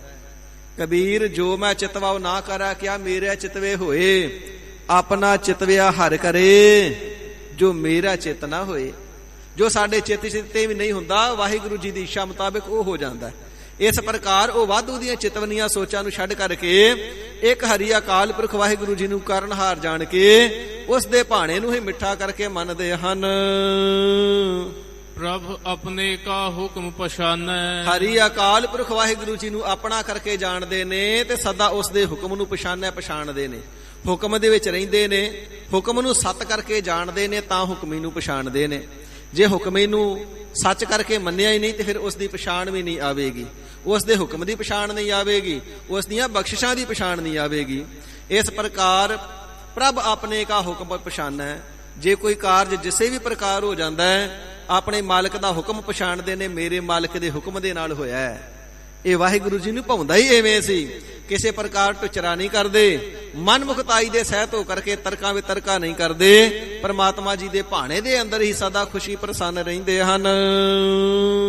ਤਿਸ ਕੀ ਮਹਿਮਾ ਕੌਣ ਬਖਾਨਾ। ਸੱਚੇ ਪਾਤਸ਼ਾਹ ਐਸੇ ਸੇਵਕਾਂ ਦੀ ਮਹਿਮਾ ਕਿਤਨੀ ਕੁ ਹੈ। ਪਰਮਾਤਮਾ ਜੀ ਦੀ ਵਡਿਆਈ ਹੈ, ਜਿਹੜੇ ਪਰਮਾਤਮਾ ਜੀ ਦੇ ਵਿੱਚ ਸਮਾਏ ਰਹਿੰਦੇ ਨੇ ਉਹਨਾਂ ਦੀ ਵਡਿਆਈ ਕਿੰਨੀ ਕੁ ਹੈ। ਐਸੇ ਗੁਰਮੁਖਾਂ ਦੀ ਵਡਿਆਈ ਕਿੰਨੀ ਕੁ ਹੈ। ਸਾਹਿਬ ਜੀ ਫਰਮਾਵਣਾ ਕਰਦੇ ਹਨ, ਤਿਸ ਕੀ ਮਹਿਮਾ, ਤਿੰਨਾਂ ਗੁਰਮੁਖਾਂ ਪਿਆਰਿਆਂ ਦੀ ਜਿਹੜੀ ਮਹਿਮਾ ਵਡਿਆਈ ਆ, ਕੌਣ ਬਖਾਨੋ, ਕਿੰਨੀ ਕੁ ਕਹਿ ਕਰਕੇ ਵਖਿਆਣ ਕਰਾਂ। ਕੌਣ ਬਖਾਨੋ, ਕੌਣ ਵਖਿਆਣ ਕਰ ਸਕਦਾ ਹੈ? ਤਿੰਨਾਂ ਗੁਰਮੁਖਾਂ ਦੀ ਵਡਿਆਈ ਕੋਈ ਕਹਿ ਹੀ ਨਹੀਂ ਸਕਦਾ। ਸੋ ਕੌਣ ਕੀ ਵਡਿਆਈ ਦੇ ਗੁਣ ਕਹਿ ਕਰਕੇ ਤਿੰਨਾਂ ਦੇ ਵਖਿਆਣ ਕਰਾਂ। ਤਿਸ ਕਾ ਗੁਣ ਕਹਿ ਏਕ ਨ ਜਾਣੋ। ਸੱਚੇ ਪਾਤਸ਼ਾਹ ਜੀ ਬਚਨ ਕਰਨਾ ਕਰਦੇ ਨੇ, ਤਿਸ ਗੁਣ ਸਰੂਪ ਪਰਮਾਤਮਾ ਜੀ ਨੂੰ ਜਪ ਕਰਕੇ ਜੈਸੀ ਭੇਦਤਾ ਪ੍ਰਾਪਤ ਕਰ ਲੈਂਦੇ ਨੇ, ਉਹਨਾਂ ਦਾ ਇੱਕ ਵੀ ਗੁਣ ਕਹਿਣਾ ਅਸੀਂ ਜਾਣਦੇ ਨਹੀਂ। ਇੱਕ ਵੀ ਗੁਣ ਕਹਿਣ ਦਾ ਯਤਨ ਕਰੀਏ ਤੇ ਕਹਿ ਨਹੀਂ ਸਕਦੇ। ਇਤਨੀ ਵਡਿਆਈ ਸਤਿਗੁਰੂ ਜੀ ਨਾਮ ਰਸੀਆਂ ਨੂੰ ਦਿੰਦੇ ਨੇ, ਜਿਹੜੇ ਸਰਬ ਕਲਾ ਸਮਰੱਥ ਨੇ। ਆਪ ਪ੍ਰਤੱਖ ਹਰੀ ਅਕਾਲ ਪੁਰਖ ਜੀ ਦਾ ਸਰਗੁਣ ਸਰੂਪ ਨੇ, ਪਰ ਨਾਮ ਦੇ ਰਸੀਏ ਨੂੰ ਇਤਨਾ ਮਾਣ ਦਿੰਦੇ ਨੇ। ਜਿਹੜੇ ਨਾਮ ਦੇ ਰਸੀਏ ਨੇ, ਤਿੰਨਾਂ ਦਾ ਇੱਕ ਵੀ ਗੁਣ ਅਸੀਂ ਕਹਿਣਾ ਨਹੀਂ ਜਾਣਦੇ। ਅਸੀਂ ਕਹਿ ਨਹੀਂ ਸਕਦੇ ਮੁਕੰਮਲ ਰੂਪ ਵਿੱਚ ਤਿੰਨਾਂ ਦੀ ਵਡਿਆਈ। ਆਠ ਪਹਿਰ ਪ੍ਰਭ ਬਸ ਹੈ ਹਜੂਰੇ। ਉਹ ਤਾਂ ਅੱਠੇ ਹੀ ਪਹਿਰ ਹਰੀ ਅਕਾਲ ਪੁਰਖ ਵਾਹਿਗੁਰੂ ਜੀ ਨੂੰ ਹਾਜ਼ਰ ਨਾਜ਼ਰ ਮੰਨ ਕੇ ਤੇ ਇਸ ਦੀ ਹਜ਼ੂਰੀ 'ਚ ਵਸਦੇ ਨੇ। ਵਾਹਿਗੁਰੂ ਜੀ ਨੂੰ ਕਦੇ ਵੀ ਉਹ ਦੂਰ ਨਹੀਂ ਜਾਣਦੇ। ਐਸਾ ਉਹਨਾਂ ਦਾ ਕਰਤੱਵ ਆਚਾਰ, ਤਿੰਨਾਂ ਦਾ ਰਹਿਣ ਸਹਿਣ ਹੋਇਆ ਕਰਦਾ ਹੈ। ਰਹਿਣੀ ਸਹਿਣੀ ਕਹਿਣੀ ਬਹਿਣੀ ਦੇ ਐਸੇ ਪ੍ਰਪੱਕ ਹੁੰਦੇ ਨੇ। ਹਰੀ ਅਕਾਲ ਪੁਰਖ ਵਾਹਿਗੁਰੂ ਜੀ ਦੇ ਭਾਣੇ ਨੂੰ ਮਿੱਠਾ ਕਰਕੇ ਮੰਨਦੇ ਨੇ, ਹੁਕਮ ਨੂੰ ਮਿੱਠਾ ਕਰਕੇ ਮੰਨਦੇ ਨੇ ਤੇ ਹੁਕਮੀ ਪਰਮਾਤਮਾ ਜੀ ਨੂੰ ਸਦਾ ਅੰਗ ਸੰਗੀ ਜਾਣਦੇ ਨੇ, ਆਪਣੇ ਤੋਂ ਦੂਰ ਕਦੇ ਵੀ ਨਹੀਂ ਜਾਣਦੇ। ਸਾਧ ਸੰਗਤ ਜੀ, ਜਿਸ ਪ੍ਰਕਾਰ ਰਾਜੇ ਬਿਕਰਮ ਦੀ ਸਾਖੀ ਆਉਂਦੀ ਹੈ ਨਾ, ਬੜਾ ਪ੍ਰਕਰਮੀ ਯੋਧਾ, ਬੜਾ ਧਰਮੀ ਮਰਜੀ ਬੜਾ ਰਾਜਾ ਸੀ। ਧਰਮੀ ਬੜਾ ਸੀ, ਦਾਨੀ ਬੜਾ ਸੀ, ਪੁਰਸ਼ਾਰਥੀ ਬੜਾ ਸੀ। ਇਸ ਕਰਕੇ ਧਰਮੀ ਹੋਣੇ ਕਰਕੇ ਮਨ ਵੀ ਸ਼ਾਂਤ ਹੈ। ਇੱਕ ਵਾਰ ਜੰਗਲ ਨੂੰ ਅੱਗ ਲੱਗ ਗਈ। ਜੰਗਲ ਦੇ ਵਿੱਚ ਕੋਈ ਇੱਛਾਧਾਰੀ ਸੱਪ ਸੀ, ਉਸ ਨੂੰ ਵੀ ਸੇਕ ਲੱਗ ਗਿਆ। ਬੜਾ ਤੜਫਿਆ, ਪਰ ਸੜਿਆ ਸਰੀਰ ਹੋਣ ਕਰਕੇ ਸ਼ਾਂਤੀ ਨਹੀਂ ਆਉਂਦੀ। ਦੂਸਰੇ ਇੱਛਾਧਾਰੀ ਨਾਗ ਨੂੰ ਪੁੱਛਣਾ ਕੀਤਾ, ਮੇਰਾ ਸਰੀਰ ਸੜਿਆ, ਬੜੀ ਜਲਨ ਹੁੰਦੀ, ਸ਼ਾਂਤੀ ਨਹੀਂ ਆਉਂਦੀ, ਕਿਵੇਂ ਸ਼ਾਂਤ ਹੋਵੇ? ਤੇ ਦੂਸਰੇ ਇੱਛਾਧਾਰੀ ਸੱਪ ਨੇ ਕਹਿ ਦੇਣਾ ਕੀਤਾ, ਜਿਹੜਾ ਰਾਜਾ ਬਿਕਰਮ ਹੈ ਨਾ, ਉਸ ਦੇ ਮਨ ਵਿੱਚ ਬੜੀ ਸ਼ਾਂਤੀ ਹੈ। ਜੇ ਰਾਜਾ ਬਿਕਰਮ ਆਪਣੇ ਸਰੀਰ ਦੇ ਵਿੱਚ ਤੈਨੂੰ 2 ਘੜੀਆਂ ਨਿਵਾਸ ਦੇਵੇ, ਤੇਰਾ ਸਰੀਰ ਸ਼ਾਂਤ ਹੋ ਜਾਵੇਗਾ, ਠੰਡ ਪੈ ਜਾਵੇਗੀ, ਤਪਸ਼ ਮਿਟ ਜਾਵੇਗੀ। ਤੇ ਸਾਧ ਸੰਗਤ ਜੀ ਸਾਖੀ ਆਉਂਦੀ ਹੈ, ਉਹ ਫਿਰ ਇਸ਼ਾਧਾਰੀ ਜਿਹੜਾ ਸੱਪ ਸੀ ਝਾਟੀ ਰਾਜਾ ਬਿਕਰਮਾ ਦੇ ਬੂਹੇ ਤੇ ਆਣ ਪ੍ਰਗਟ ਹੋਇਆ। ਤੇ ਰਾਜੇ ਬਿਕਰਮਾਜੀਤ ਨੇ ਪੁੱਛਣਾ ਕੀਤਾ, ਕੀ ਕਾਰਨ ਹੈ, ਤੁਸੀਂ ਮੇਰੇ ਦਰ ਤੇ ਆ ਕਰਕੇ ਕਿਉਂ ਬੈਠੇ ਹੋ? ਉਸਨੇ ਕਹਿਣਾ ਕੀਤਾ, ਜੀ ਜੰਗਲ ਨੂੰ ਅੱਗ ਲੱਗ ਗਈ ਸੀ, ਸਰੀਰ ਮੇਰਾ ਸੜ ਗਿਆ ਹੈ। ਨਾਲ ਦੇ ਇਸ਼ਾਧਾਰੀ ਨਾਗ ਨੇ ਆਖਿਆ ਕਿ ਜੇ ਰਾਜਾ ਬਿਕਰਮ ਆਪਣੇ ਸਰੀਰ ਦੇ ਵਿੱਚ ਕੁਝ ਚਿਰ ਵਾਸਤੇ ਵਾਸਾ ਦੇ ਦੇਵੇ ਤੇ ਠੰਡ ਪੈ ਜਾਵੇਗੀ। ਤੇ ਇਸ ਵੇਲੇ ਮੰਤਰੀਆਂ ਨੇ ਰੋਕਿਆ, ਰਾਜਨ ਸੱਪ ਨੂੰ ਸਰੀਰ 'ਚ ਨਾ ਵਾੜ ਦਿਓ, ਮਰ ਜਾਓਗੇ, ਮੌਤ ਹੋ ਜਾਵੇਗੀ। ਸਕੇ ਸੰਬੰਧੀਆਂ ਸਭਨਾਂ ਨੇ ਰੋਕਿਆ, ਪਰ ਧਰਮੀ ਸੀ ਨਾ, ਜਿਹੜਾ ਵੀ ਕੋਈ ਦਰ ਤੇ ਆਉਂਦਾ ਸੀ ਕਦੇ ਖਾਲੀ ਨਹੀਂ ਸੀ ਮੋੜਿਆ। ਕਹਿਣ ਲੱਗਾ, ਠੀਕ ਹੈ, ਤੂੰ 2 ਘੜੀਆਂ ਕਹਿੰਦਾ, ਤੈਨੂੰ 4 ਪਹਿਰ ਵਾਸਤੇ ਆਪਣੇ ਸਰੀਰ ਦਾ ਵਾਸਾ ਬਖਸ਼ਿਆ, 4 ਪਹਿਰ ਤੱਕ ਤੂੰ ਮੇਰੇ ਸਰੀਰ ਵਿੱਚ ਰਹਿ ਸਕਦਾ ਹੈ। ਜਦੋਂ ਤੈਨੂੰ ਸ਼ਾਂਤੀ ਆ ਜਾਵੇ ਫਿਰ ਚਲਿਆ ਜਾਵੀਂ। ਸੱਪ ਨੇ ਜਾਣ ਦਾ ਵਚਨ ਕਰ ਲਿਆ, ਪਰ ਜਦੋਂ ਰਾਜੇ ਦੇ ਸਰੀਰ ਵਿੱਚ ਮੁਖ ਰਾਹੀਂ ਪ੍ਰਵੇਸ਼ ਕੀਤਾ, ਅੰਦਰ ਜਾ ਕੇ ਇੰਨੀ ਸ਼ਾਂਤੀ ਆਈ ਕਿ ਹੁਣ ਬਾਹਰ ਨਿਕਲਣ ਨੂੰ ਜੀ ਨਹੀਂ ਕਰਦਾ। 4 ਪਹਿਰ ਬਤੀਤ ਹੋ ਗਏ, 8 ਪਹਿਰ ਬਤੀਤ ਹੋ ਗਏ, 2 ਦਿਨ, 4 ਦਿਨ, 10 ਦਿਨ, 20 ਦਿਨ, ਕਿਤਨਾ ਸਮਾਂ ਬਤੀਤ ਹੋ ਗਿਆ, ਪਰ ਸੱਪ ਦਾ ਹੁਣ ਇਤਨੀ ਸ਼ਾਂਤੀ ਠੰਡਕ ਚੋਂ ਬਾਹਰ ਆਉਣ ਨੂੰ ਜੀ ਨਹੀਂ ਕਰਦਾ। ਸੱਪ ਦੇ ਜ਼ਹਿਰ ਦੇ ਪ੍ਰਭਾਵ ਦੇ ਨਾਲ ਰਾਜੇ ਦਾ ਸਰੀਰ ਜਿਹੜਾ ਸੀ ਨਾ ਕੋੜੀ ਹੋਣ ਲੱਗਾ, ਸਰੀਰ ਤੇ ਕੋੜ ਹੋ ਗਿਆ। ਰਿਸ਼ਤੇਦਾਰ ਸੰਬੰਧੀ ਵੀ ਗਲਾਨੀ ਕਰਨ ਲੱਗੇ, ਸਾਧ ਸੰਗਤ ਜੀ ਵਜ਼ੀਰ ਵੀ ਗਲਾਨੀ ਕਰਨ ਲੱਗੇ। ਰਾਜੇ ਨੇ ਸੋਚਿਆ, ਸਾਰੇ ਨਫ਼ਰਤ ਕਰਦੇ, ਇੱਥੇ ਰਹਿਣਾ ਹੀ ਕਿਉਂ ਆ, ਗੰਗਾ ਦੇ ਕਿਨਾਰੇ ਚੱਲਦੇ ਆ। ਗੰਗਾ ਦੇ ਕਿਨਾਰੇ ਆ ਗਿਆ। ਸੱਪ ਦੇ ਜ਼ਹਿਰ ਦੇ ਪ੍ਰਭਾਵ ਦੇ ਕਰਕੇ ਕਦੇ ਮੂਰਛਿਤ ਹੋ ਜਾਇਆ ਕਰੇ, ਜਦੋਂ ਪ੍ਰਭਾਵ ਕਟੇ ਕਦੇ ਹੋਸ਼ ਵਿੱਚ ਆ ਜਾ, ਕਦੇ ਬੇਹੋਸ਼ ਹੋ ਜਾਵੇ। ਇਸ ਪ੍ਰਕਾਰ ਰਾਜੇ ਨੇ ਵਿਚਾਰਿਆ, ਹੁਣ ਜਿਹੜਾ ਜੀਵਨ ਹੈ ਨਾ, ਇਹ ਜਿਉਣ ਜੋਗਾ ਨਹੀਂ ਰਿਹਾ, ਹੁਣ ਇਸ ਦੀ ਜੀਵਨ ਲੀਲਾ ਸਮਾਪਤ ਕਰ ਦੇਣੀ ਚਾਹੀਦੀ ਹੈ। ਹੁਣ ਗੰਗਾ ਵਿੱਚ ਆਪਣੇ ਸਰੀਰ ਨੂੰ ਪ੍ਰਵਾਹ ਕਰ ਦੇਣਾ ਚਾਹੀਦਾ, ਡੁੱਬ ਮਰਨਾ ਚਾਹੀਦਾ ਹੈ। ਜਿਸ ਵੇਲੇ ਗੰਗਾ ਦੇ ਕਿਨਾਰੇ ਤੋਂ ਉੱਠ ਕੇ ਵਿੱਚ ਪ੍ਰਵੇਸ਼ ਕਰਨ ਲੱਗਾ, ਦੂਸਰੇ ਕਿਸੇ ਰਾਜ ਦੇ ਸਿਪਾਹੀ ਆਏ ਤੇ ਇਸ ਨੂੰ ਪਕੜ ਕੇ ਲੈ ਗਏ। ਇਸ ਦਾ ਕਾਰਨ ਇਹ ਸੀ, ਇਸ ਦਾ ਕੋਈ ਗਵਾਂਢੀ ਰਾਜਾ ਸੀ, ਬੜਾ ਹੰਕਾਰੀ ਸੀ। ਆਪਣੀ ਧੀ ਨੂੰ ਪੁੱਛਦਾ, ਕਿਸ ਦੇ ਆਸਰੇ ਰਹਿਨੀ ਤੇ ਕਿਸ ਦਾ ਦਿੱਤਾ ਖਾਂਦੀ ਏ? ਕਹਿਣ ਲੱਗੀ, ਪਰਮੇਸ਼ਰ ਦੇ ਆਸਰੇ ਰਹਿਨੀ ਤੇ ਉਸ ਦਾ ਦਿੱਤਾ ਖਾਂਦੀ ਹੈ। ਸਾਧ ਸੰਗਤ ਜੀ ਹਰ ਵੇਲੇ ਰੱਬ ਦੇ ਨਾਮ ਦਾ ਸਿਮਰਨ ਕਰਦੀ ਸੀ, ਹਰ ਵੇਲੇ ਭਜਨ ਕਰਦੀ ਸੀ, ਹਰ ਵੇਲੇ ਬੰਦਗੀ ਕਰਦੀ, ਪ੍ਰਮਾਤਮਾ ਜੀ ਤੇ ਭਰੋਸਾ ਧਾਰਨ ਕਰਦੀ ਸੀ। ਤੇ ਜਿਵੇਂ ਬੀਬੀ ਰਜਨੀ ਦੀ ਰਾਜੇ ਦੁਨੀ ਚੰਦ ਦੀ ਸਾਖੀ ਆਉਂਦੀ ਹੈ ਨਾ, ਇਹੋ ਜਿਹੇ ਹਾਲ ਹੀ ਇੱਧਰ ਸਨ। ਕਹਿਣ ਲੱਗਾ, ਤੇਰਾ ਬਾਪ ਮੈਂ ਹਾਂ, ਜਨਮ ਮੇਰੇ ਸੰਬੰਧ ਕਰਕੇ ਤੇਰੀ ਮਾਤਾ ਤੋਂ ਹੋਇਆ ਹੈ, ਮੇਰਾ ਦਿੱਤਾ ਖਾਂਦੀ ਹੈ। ਕਹਿਣ ਲੱਗੇ, ਨਹੀਂ ਪਿਤਾ ਜੀ, ਮੈਂ ਵੀ ਰੱਬ ਦਾ ਦਿੱਤਾ ਖਾਂਦੀ ਹੈ, ਤੇ ਮੈਂ ਹੀ ਨਹੀਂ, ਤੁਸੀਂ ਵੀ ਰੱਬ ਦਾ ਹੀ ਦਿੱਤਾ ਖਾਂਦੇ ਹੋ। ਇਹ ਰਾਜ ਭਾਗ, ਸਰੀਰ, ਖਜ਼ਾਨੇ, ਫੌਜਾਂ, ਚਾਕਰ ਸਭ ਕੁਝ ਰੱਬ ਨੇ ਬਖਸ਼ਿਆ ਹੈ। ਕੋਈ ਵੀ ਮਨੁੱਖ ਕੋਈ ਵਸਤੂ ਨਾਲ ਲੈ ਕੇ ਨਹੀਂ ਜਨਮਦਾ, ਰੱਬ ਦੀਆਂ ਦਾਤਾਂ ਨੇ। ਕਹਿਣ ਲੱਗਾ, ਚੰਗਾ, ਫਿਰ ਜੇ ਰੱਬ ਹੀ ਪਾਲਦਾ ਤੈਨੂੰ, ਫਿਰ ਦੇਖਦਾ ਕੋੜੀ ਨਾਲ ਤੈਨੂੰ ਵਿਆਹ ਦੇਵਾਂਗਾ, ਫਿਰ ਦੇਖਾਂਗਾ ਰੱਬ ਤੈਨੂੰ ਕਿਵੇਂ ਪਾਲਦਾ ਹੈ। ਤੇ ਸਿਪਾਹੀਆਂ ਨੂੰ ਹੁਕਮ ਕੀਤਾ, ਉਸੇ ਵੇਲੇ ਬਾਹਰ ਆ ਕੇ ਕਿਸੇ ਕੋੜੀ ਨੂੰ ਲੱਭ ਕੇ ਲਿਆਓ, ਮੈਂ ਆਪਣੀ ਛੋਟੀ ਸ਼ਹਿਜ਼ਾਦੀ ਰਾਜਕੁਮਾਰੀ ਦਾ ਵਿਆਹ ਕੋੜੀ ਦੇ ਨਾਲ ਕਰਨਾ ਹੈ। ਤੇ ਗਵਾਂਢੀ ਰਾਜੇ ਦੇ ਸਿਪਾਹੀ ਆਏ ਸਨ, ਇਸ ਨੂੰ ਕੋੜੀ ਵੇਖ ਕਰਕੇ ਪਕੜ ਕੇ ਲੈ ਗਏ, ਜਾ ਕੇ ਰਾਜੇ ਦੇ ਸਾਹਮਣੇ ਪੇਸ਼ ਕਰ ਦਿੱਤਾ ਹੈ। ਮੂਰਛਿਤ ਹੋ ਗਿਆ ਜ਼ਹਿਰ ਦੇ ਪ੍ਰਭਾਵ ਦੇ ਨਾਲ, ਮੂਰਛਿਤ ਹੋਏ ਦੇ ਨਾਲ ਹੀ ਆਪਣੀ ਰਾਜਕੁਮਾਰੀ ਦਾ ਹੰਕਾਰੀ ਨੇ ਵਿਆਹ ਕਰ ਦਿੱਤਾ ਹੈ। ਕਹਿੰਦਾ, ਮੇਰੇ ਰਾਜ ਚੋਂ ਨਿਕਲ ਜਾ, ਤੈਨੂੰ ਦੇਸ਼ ਨਿਕਾਲਾ ਦਿੱਤਾ, ਹੁਣ ਵੇਖਦਾ ਤੇਰਾ ਰੱਬ ਤੈਨੂੰ ਕਿਵੇਂ ਪਾਲੇਗਾ। ਉਸ ਨੇ ਰਾਜੇ ਬਿਕਰਮਾਜੀਤ ਨੂੰ ਬੇਹੋਸ਼ ਹੋਏ ਨੂੰ ਟੋਕਰੇ ਵਿੱਚ ਪਾਇਆ, ਸਿਰ ਤੇ ਚੁੱਕਿਆ, ਇਸ ਦੇ ਰਾਜ ਦੇ ਵਿੱਚੋਂ ਬਾਹਰ ਆ ਗਈ। ਜਿਤਨਾ ਕੁ ਹੋ ਸਕੇ ਇਸ ਦੀ ਸੇਵਾ ਕਰਿਆ ਕਰੇ। ਸੋ ਇਸ ਨੂੰ ਠੀਕ ਰਾਜੀ ਕਰਨ ਦਾ ਯਤਨ ਕੀਤਾ, ਪਰ ਰਾਜਾ ਠੀਕ ਨਹੀਂ ਹੁੰਦਾ। ਇੱਕ ਦਿਨ ਕਿਸੇ ਦਰਖਤ ਦੇ ਹੇਠਾਂ ਬੈਠੀ ਏ, ਰਾਜੇ ਦੀ ਪਹਿਲਾਂ ਸੇਵਾ ਕੀਤੀ ਏ, ਫਿਰ ਵਾਹਿਗੁਰੂ ਜੀ ਦੀ ਬੰਦਗੀ ਦੇ ਵਿੱਚ ਜੁੜ ਗਈ ਏ। ਜਦੋਂ ਨਾਮ ਜਪ ਰਹੀ ਏ ਨਾ, ਤੇ ਫਿਰ ਕਲਾ ਪਰਮਾਤਮਾ ਜੀ ਨੇ ਆਪ ਵਰਤਾਈ। ਨਾਮ ਜਪਣ ਵਾਲਿਆਂ ਦੀ ਲਾਜ ਵੀ ਤੇ ਆਪ ਹੀ ਰੱਖਦੇ ਨੇ ਨਾ। ਇੱਕ ਸੱਪ ਨਿਕਲ ਕਰਕੇ ਆਇਆ, ਕਹਿਣ ਲੱਗਾ, ਰਾਜਕੁਮਾਰੀ ਜੀ, ਤੇਰਾ ਜਿਹੜਾ ਪਤੀ, ਇਸ ਨੂੰ ਠੀਕ ਕਰਨ ਦਾ ਮੈਂ ਯਤਨ ਕਰਦਾ ਹਾਂ। ਕੋਲ ਜਾ ਕਰਕੇ ਜਿਹੜਾ ਅੰਦਰ ਬੈਠਾ ਸੱਪ ਸੀ, ਕਹਿਣ ਲੱਗਾ, ਓਏ ਨੀਚਾ, ਰਾਜੇ ਦਾ ਸਰੀਰ ਕੋੜੀ ਕਰ ਦਿੱਤਾ, ਜਾਨ ਲੈਣੀ ਇਸ ਦੀ। 4 ਪਹਿਰ ਰਾਜੇ ਨੇ ਆਗਿਆ ਦਿੱਤੀ ਸੀ, 2 ਘੜੀਆਂ ਵਾਸਤੇ ਨਿਵਾਸ ਮੰਗਿਆ ਸੀ। ਰਾਜਾ ਬੇਹੋਸ਼ ਹੋ ਗਿਆ, ਸਰੀਰ ਕੋੜੀ ਹੋ ਗਿਆ, ਮਰਨ ਕਿਨਾਰੇ, ਹੁਣ ਤੇ ਬਾਹਰ ਆ ਜਾ। ਪਰ ਅੰਦਰਲਾ ਸੱਪ ਬਾਹਰ ਨਹੀਂ ਆਉਂਦਾ। ਬਾਹਰ ਵਾਲੇ ਸੱਪ ਨੇ ਆਖਿਆ, ਤੂੰ ਆਪਣਾ ਪ੍ਰਣ ਭੰਗ ਕੀਤਾ ਹੈ, ਮੈਂ ਤੈਨੂੰ ਰਾਣੀ ਦੇ ਦੁਆਰਾ ਜੜੀਆਂ ਬੂਟੀਆਂ ਦੇ ਕੇ ਮਰਵਾ ਕੇ ਬਾਹਰ ਕਢਾ ਦੇਣਾ ਹੈ, ਨਹੀਂ ਤੇ ਬਾਹਰ ਆ ਜਾ। ਪਰ ਉਸ ਦਾ ਤਾਂ ਵੀ ਬਾਹਰ ਆਉਣ ਨੂੰ ਚੇਤਨਾ ਕੀਤਾ। ਬਾਹਰ ਵਾਲੇ ਸੱਪ ਨੇ ਫਿਰ ਕਹਿਣਾ ਕੀਤਾ, ਰਾਜਕੁਮਾਰੀ ਜੀ, ਤੁਹਾਨੂੰ ਜੜੀਆਂ ਬੂਟੀਆਂ ਦੱਸਦਾ, ਘੋਟ ਕਰਕੇ ਰਾਜੇ ਨੂੰ ਪਿਲਾ ਦਿਓ, ਮੁਖ ਵਿੱਚ ਪਾ ਦਿਓ, ਉਹਨਾਂ ਜੜੀਆਂ ਬੂਟੀਆਂ ਦੇ ਪ੍ਰਭਾਵ ਦੇ ਨਾਲ ਅੰਦਰਲਾ ਸੱਪ ਮਰ ਜਾਵੇਗਾ ਤੇ ਟੁਕੜੇ ਟੁਕੜੇ ਹੋ ਕੇ ਬਾਹਰ ਆ ਜਾਵੇਗਾ। ਰਾਜਕੁਮਾਰੀ ਪ੍ਰਸੰਨ ਹੋਈ ਹੈ। ਜੜੀਆਂ ਬੂਟੀਆਂ ਜੋ ਦਸੀਆਂ ਨੇ ਲੱਭੀਆਂ ਨੇ, ਘੋਟੀਆਂ ਹਨ, ਘੋਟ ਕਰਕੇ ਤਿੰਨਾਂ ਦਾ ਰਸ ਮੂਰਛਿਤ ਰਾਜੇ ਦੇ ਮੁਖ ਵਿੱਚ ਪਾਇਆ, ਅੰਦਰ ਲੰਘ ਗਿਆ, ਜਿਸ ਦੇ ਨਾਲ ਅੰਦਰੋਂ ਸੱਪ ਮਰ ਗਿਆ, ਟੁਕੜੇ ਟੁਕੜੇ ਹੋ ਗਿਆ। ਫਿਰ ਉਲਟੀਆਂ ਆਈਆਂ ਤੇ ਉਲਟੀਆਂ ਰਾਹੀਂ ਸੱਪ ਦੇ ਟੁਕੜੇ ਬਾਹਰ ਆ ਗਏ। ਰਾਜਾ ਠੀਕ ਹੋ ਗਿਆ, ਸਰੀਰ ਅਰੋਗ ਹੋ ਗਿਆ, ਕੋੜ ਹਟ ਗਿਆ। ਪੁੱਛਦਾ ਰਾਜਕੁਮਾਰੀ ਨੂੰ, ਤੂੰ ਕੌਣ ਹੈ? ਦੱਸਿਆ, ਮੈਂ ਆਪ ਜੀ ਦੀ ਅਰਧਾਂਗਨੀ ਧਰਮ ਸੁਪਤਨੀ ਹੈ। ਕਹਿਣ ਲੱਗਾ, ਜੀ ਮੈਂ ਤੇ ਪਛਾਣਦਾ ਨਹੀਂ। ਤੇ ਰਾਜਕੁਮਾਰੀ ਨੇ ਦੱਸਣੀ ਕੀਤੀ ਆਪਣੇ ਪਿਤਾ ਦੀ ਸਾਰੀ ਗਤੀ, ਕਿ ਮੇਰੇ ਪਿਤਾ ਨੇ ਆਪਣੇ ਆਪ ਨੂੰ ਪਾਲਣਹਾਰ ਜਾਣਿਆ, ਮੈਂ ਪ੍ਰਮਾਤਮਾ ਨੂੰ ਪਾਲਣਹਾਰ ਜਾਣਿਆ, ਤੇ ਉਸ ਹੰਕਾਰੀ ਪਿਤਾ ਨੇ ਕੋੜੀ ਜਾਣ ਕਰਕੇ ਤੁਹਾਡੇ ਨਾਲ ਮੇਰਾ ਵਿਆਹ ਕਰ ਦਿੱਤਾ ਸੀ। ਸੱਪ ਨੇ ਉਗਾਹੀ ਦਿੱਤੀ, ਮੈਂ ਜੜੀਆਂ ਬੂਟੀਆਂ ਦਿੱਤੀਆਂ ਨੇ, ਤਾਂ ਰਾਣੀ ਦੀ ਸੇਵਾ ਦੁਆਰਾ ਤੁਸੀਂ ਠੀਕ ਹੋਏ ਹੋ। ਰਾਜਾ ਲੈ ਕਰਕੇ ਉਸ ਰਾਣੀ ਨੂੰ ਆਪਣੇ ਮਹਿਲਾਂ ਵਿੱਚ ਲੈ ਕੇ ਆ ਗਿਆ, ਉਸ ਨੂੰ ਪਟਰਾਣੀ ਬਣਾ ਕਰਕੇ ਸਾਰਿਆਂ ਦੇ ਨਾਲੋਂ ਦਰਜਾ ਉੱਚਾ ਕਰ ਦਿੱਤਾ। ਰਾਜੇ ਨੇ, ਉਸ ਦੇ ਸਕੇ ਬਾਪ ਨੇ ਉਸ ਨੂੰ ਰੋਲਣ ਵਾਸਤੇ, ਦੁੱਖ ਦੇਣ ਵਾਸਤੇ ਕੋੜੀ ਦੇ ਨਾਲ ਵਿਆਹਿਆ, ਪਰ ਪ੍ਰਮਾਤਮਾ ਜੀ ਨੇ ਲਾਜ ਰੱਖੀ ਤੇ ਇਸ ਨੂੰ ਪਟਰਾਣੀ ਬਣਾ ਦਿੱਤਾ। ਗਰੀਬ ਨਿਵਾਜ ਸਤਿਗੁਰੂ ਸੱਚੇ ਪਾਤਸ਼ਾਹ ਮਹਾਰਾਜ ਜੀ ਬਚਨ ਕਰਨਾ ਕਰਦੇ ਹਨ, ਜਿਹੜੇ ਨਾਮ ਦੇ ਰਸੀਏ ਨੇ ਨਾ, ਸਤਿਗੁਰੂ ਸੱਚੇ ਪਾਤਸ਼ਾਹ ਜੀ ਕਿਵੇਂ ਕਿਵੇਂ ਭਾਗ ਲਾ ਦਿੰਦੇ ਨੇ, ਤਿੰਨਾਂ ਦੇ ਪਰਥਾਏ ਕੋਈ ਕਹਿ ਨਹੀਂ ਸਕਦਾ। ਜਿਹੜੇ 8 ਪਹਿਰ ਪ੍ਰਭ ਬਸੇ ਹਜੂਰੇ, 8 ਪਹਿਰ ਪ੍ਰਮਾਤਮਾ ਜੀ ਦੀ ਹਜ਼ੂਰੀ ਵਿੱਚ ਵਸਦੇ ਨੇ, ਪ੍ਰਮਾਤਮਾ ਜੀ ਨੂੰ ਅੰਗ ਸੰਗ ਜਾਣਦੇ ਨੇ ਤੇ ਇਸ ਦੇ ਨਾਮ ਨੂੰ ਜਪਦੇ ਨੇ। ਕਿਸੇ ਸਰਕਾਰ ਨੂੰ, ਕਿਸੇ ਰਾਜੇ ਨੂੰ, ਕਿਸੇ ਸਰੀਰ ਨੂੰ ਆਪਣਾ ਕਰਤਾ ਤੇ ਪਾਲਣਹਾਰ ਨਹੀਂ, ਵਾਹਿਗੁਰੂ ਜੀ ਨੂੰ ਪਾਲਣਹਾਰ ਤੇ ਕਰਤਾ ਜਾਣਦੇ ਨੇ। 8 ਪਹਿਰ ਭਾਣੇ ਦੇ ਵਿੱਚ ਸ਼ਾਕਰ ਰਹਿ ਕਰਕੇ ਤੇ ਇਸ ਦੀ ਹਜ਼ੂਰੀ ਦੇ ਵਿੱਚ ਵਸਦੇ ਤੇ ਇਸ ਨੂੰ ਹਾਜ਼ਰ ਨਾਜ਼ਰ ਜਾਣਦੇ ਹਨ। ਕਹੁ ਨਾਨਕ ਸਈ ਜਨ ਪੂਰੇ। ਪਾਤਸ਼ਾਹ ਜੀ ਫਰਮਾਵਣਾ ਕਰਦੇ ਨੇ, ਉਹ ਪੂਰੇ ਜਨ ਨੇ, ਉਹ ਪੂਰੇ ਹਰੀ ਅਕਾਲ ਪੁਰਖ ਵਾਹਿਗੁਰੂ ਜੀ ਦੇ ਪੂਰੇ ਸੇਵਕ ਨੇ। ਉਹਨਾਂ ਦੀ ਕੀਤੀ ਹੋਈ ਘਾਲ ਕਮਾਈ ਥਾਂ ਪੈਂਦੀ ਹੈ। ਦੁਨੀਆ ਦੇ ਸਾਰੇ ਸੁੱਖ ਤੇ ਪ੍ਰਮਾਤਮਾ ਜੀ ਦੀ ਭੇਟਦਾ ਦਾ ਸੁੱਖ ਉਹੀ ਉਹ ਮੰਨਦੇ ਨੇ। ਜਦੋਂ ਮਨੁੱਖ ਮਰ ਜਾਂਦਾ, ਚੜ੍ਹਾਈ ਕਰ ਜਾਂਦਾ, ਕਹਿੰਦੇ ਜੇ ਪੂਰਾ ਹੋ ਗਿਆ।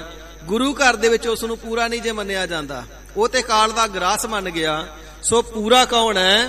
ਜਿਹੜੇ ਹਰ ਵੇਲੇ 8 ਪਹਿਰ ਵਾਹਿਗੁਰੂ ਜੀ ਦੀ ਹਜ਼ੂਰੀ ਵਿੱਚ ਰਹਿੰਦੇ ਨੇ। ਪਾਤਸ਼ਾਹ ਜੀ ਫਰਮਾਨ ਕਰਦੇ, ਉਹੀ ਉਹ ਪੂਰੇ ਜਨ, ਪੂਰੇ ਸੇਵਕ ਹਨ, ਪੂਰੇ ਸਤਿਗੁਰੂ ਜੀ ਦੇ। ਮਨ ਮੇਰੇ ਤਿਨ ਕੀ ਊਟ ਲੇਹ। ਗਰੀਬ ਨਿਵਾਜ, ਫਿਰ ਸਾਡੇ ਕਰਨੇ ਯੋਗ ਕਰਤੱਵ ਕੀ ਹੈ? ਅਸੀਂ ਵੀ ਸੰਸਾਰ ਤੋਂ ਤਰ ਜਾਈਏ। ਪਾਤਸ਼ਾਹ ਜੀ ਫਰਮਾਉਂਦੇ ਨੇ, ਗੁਰ ਪਰਮੇਸ਼ਰ ਜੀ ਦੇ ਅੱਗੇ ਸਦਾ ਜੋਦੜੀਆਂ ਕਰ ਤੇ ਗੁਰ ਪਰਮੇਸ਼ਰ ਜੀ ਦੇ ਉਪਦੇਸ਼ ਸਦਕਾ ਆਪਣੇ ਮਨ ਨੂੰ ਸੇਧ ਦੇ, ਸਿੱਖਿਆ ਦੇ। ਹੇ ਮੇਰੇ ਮਨਾ, ਐਸੇ ਜਿਹੜੇ ਪੂਰੇ ਪੁਰਖ ਨੇ, ਜਿਹੜੇ ਸਤਪੁਰਖ ਨੇ, ਜਿਹੜੇ ਨਾਮ ਦੇ ਰਸੀਏ ਨੇ, ਜਿਨ੍ਹਾਂ ਨੂੰ ਨਾਮ ਕਦੇ ਵਿਸਰਦਾ ਨਹੀਂ, ਤਿੰਨ ਕੀ ਓਟ ਲੇਹ। ਮੇਰਿਆ ਮਨਾ, ਤੂੰ ਤਿੰਨਾਂ ਦੀ ਓਟ ਲੈਣਾ ਕਰ, ਤਿੰਨਾਂ ਦੀ ਸ਼ਰਨ ਵਿੱਚ ਪੈਣਾ ਕਰ, ਤਿੰਨਾਂ ਦੀ ਸੰਗਤ ਦੇ ਨਾਲ ਮਿਲ ਕਰਕੇ ਵਾਹਿਗੁਰੂ ਜੀ ਦੇ ਨਾਮ ਨੂੰ ਜਪਣਾ ਕਰ। ਸਤਨਾਮ ਸ੍ਰੀ ਵਾਹਿਗੁਰੂ। ਤਿੰਨਾਂ ਦੀ ਓਟ ਚਰਨਾਂ ਦੀ ਸ਼ਰਨ ਨੂੰ ਗ੍ਰਹਿਣ ਕਰ ਲੈਣਾ ਕਰ। ਮਨ ਤਨ ਆਪਣਾ ਤਿੰਨ ਜਨ ਦੇਹ। ਮਹਾਰਾਜ, ਐਸਾ ਗੁਰਮੁਖ ਪਿਆਰਾ ਮਿਲ ਜਾਵੇ, ਫਿਰ ਤਿਸ ਦੀ ਸੇਵਾ ਕਿਵੇਂ ਕਰੀਏ? ਹਜ਼ੂਰ ਫਰਮਾਉਂਦੇ ਹਨ, ਪਿਆਰਿਓ, ਆਪਣਾ ਮਨ, ਆਪਣਾ ਤਨ, 3 ਜਨਾਂ ਨੂੰ ਦੇ ਦੇਣਾ ਕਰੋ।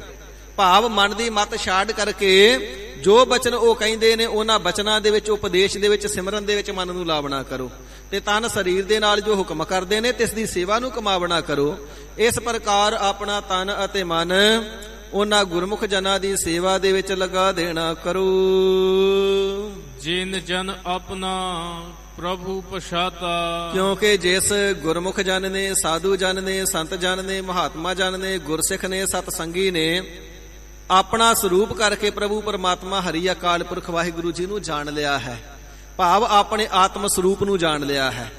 ਜੋ ਆਪਣਾ ਆਤਮ ਸਰੂਪ ਹੈ, ਤਤ ਬੇਤਾ ਦੇਖਦਾ ਕਿ ਉਹੀ ਆਤਮਾ ਸਭਨਾਂ ਦੇ ਵਿੱਚ ਹੈ। ਜੋ ਆਤਮਾ ਮੇਰੇ ਵਿੱਚ ਹੈ, ਉਹ ਸਭਨਾਂ ਦੇ ਵਿੱਚ ਹੈ। ਜਦੋਂ ਤਤ ਬੇਤਾ ਐਵੇਂ ਦੇਖਦਾ, ਫਿਰ ਸਾਰਿਆਂ ਨੂੰ ਹੀ ਆਪਣਾ ਸਰੂਪ ਦੇਖਦਾ ਕਿ ਸਾਰੇ ਮੇਰੇ ਹੀ ਸਰੂਪ ਨੇ, ਸਭਨਾਂ ਦੇ ਵਿੱਚ ਉਹੀ ਜੋਤ ਹੈ। ਇਸ ਪ੍ਰਕਾਰ ਪ੍ਰਭੂ ਪਰਮਾਤਮਾ ਜੀ ਨੂੰ ਵੀ ਆਪਣਾ ਤੇ ਸਭਨਾਂ ਆਕਾਰਾਂ ਨੂੰ ਵੀ ਆਪਣਾ ਸਰੂਪ ਕਰਕੇ ਜਾਣਦਾ ਹੈ। ਪਾਤਸ਼ਾਹ ਜੀ ਫਰਮਾਨ ਕਰਨਾ ਕਰਦੇ ਨੇ, ਪ੍ਰਭੂ ਪਰਮਾਤਮਾ ਜੀ ਨੂੰ ਜਿਨ੍ਹਾਂ ਨੇ ਨਿਜ ਸਰੂਪ, ਆਤਮ ਸਰੂਪ ਦੇ ਵਿੱਚ ਆਪਣਾ ਸਰੂਪ ਕਰਕੇ ਪਛਾਣ ਲਿਆ ਹੈ, ਭਾਵ ਆਤਮ ਸਰੂਪ ਦੀ ਜਿਨ੍ਹਾਂ ਨੂੰ ਸੋਝੀ ਹੋਈ ਹੈ, ਆਤਮ ਰਸ ਨੂੰ ਜਿਨ੍ਹਾਂ ਨੇ ਜਾਣਿਆ ਹੈ, ਸੂਜਨ ਸਰਬ ਥੂਕ ਕਾ ਦਾਤਾ। ਉਹ ਜਿਹੜਾ ਹਰੀ ਅਕਾਲ ਪੁਰਖ ਵਾਹਿਗੁਰੂ ਜੀ ਦਾ ਜਨ ਹੈ ਨਾ, ਉਹ ਸਰਬ ਥੋਕ ਦੁਨੀਆ ਦੇ ਸਾਰੇ ਪਦਾਰਥਾਂ ਦਾ ਦਾਤਾ ਹੈ।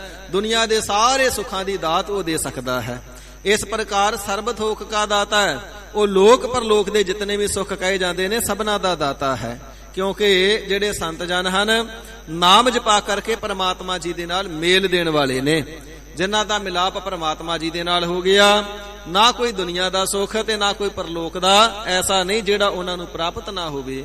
ਪਾਤਸ਼ਾਹ ਜੀ ਫਰਮਾਵਨ ਕਰਨਾ ਕਰਦੇ ਨੇ, ਭਾਈ ਤਿੰਨਾਂ ਨੂੰ ਸਾਰਿਆਂ ਪਦਾਰਥਾਂ ਦੇ ਦਾਤੇ ਜਾਣ ਲੈਣਾ ਕਰ।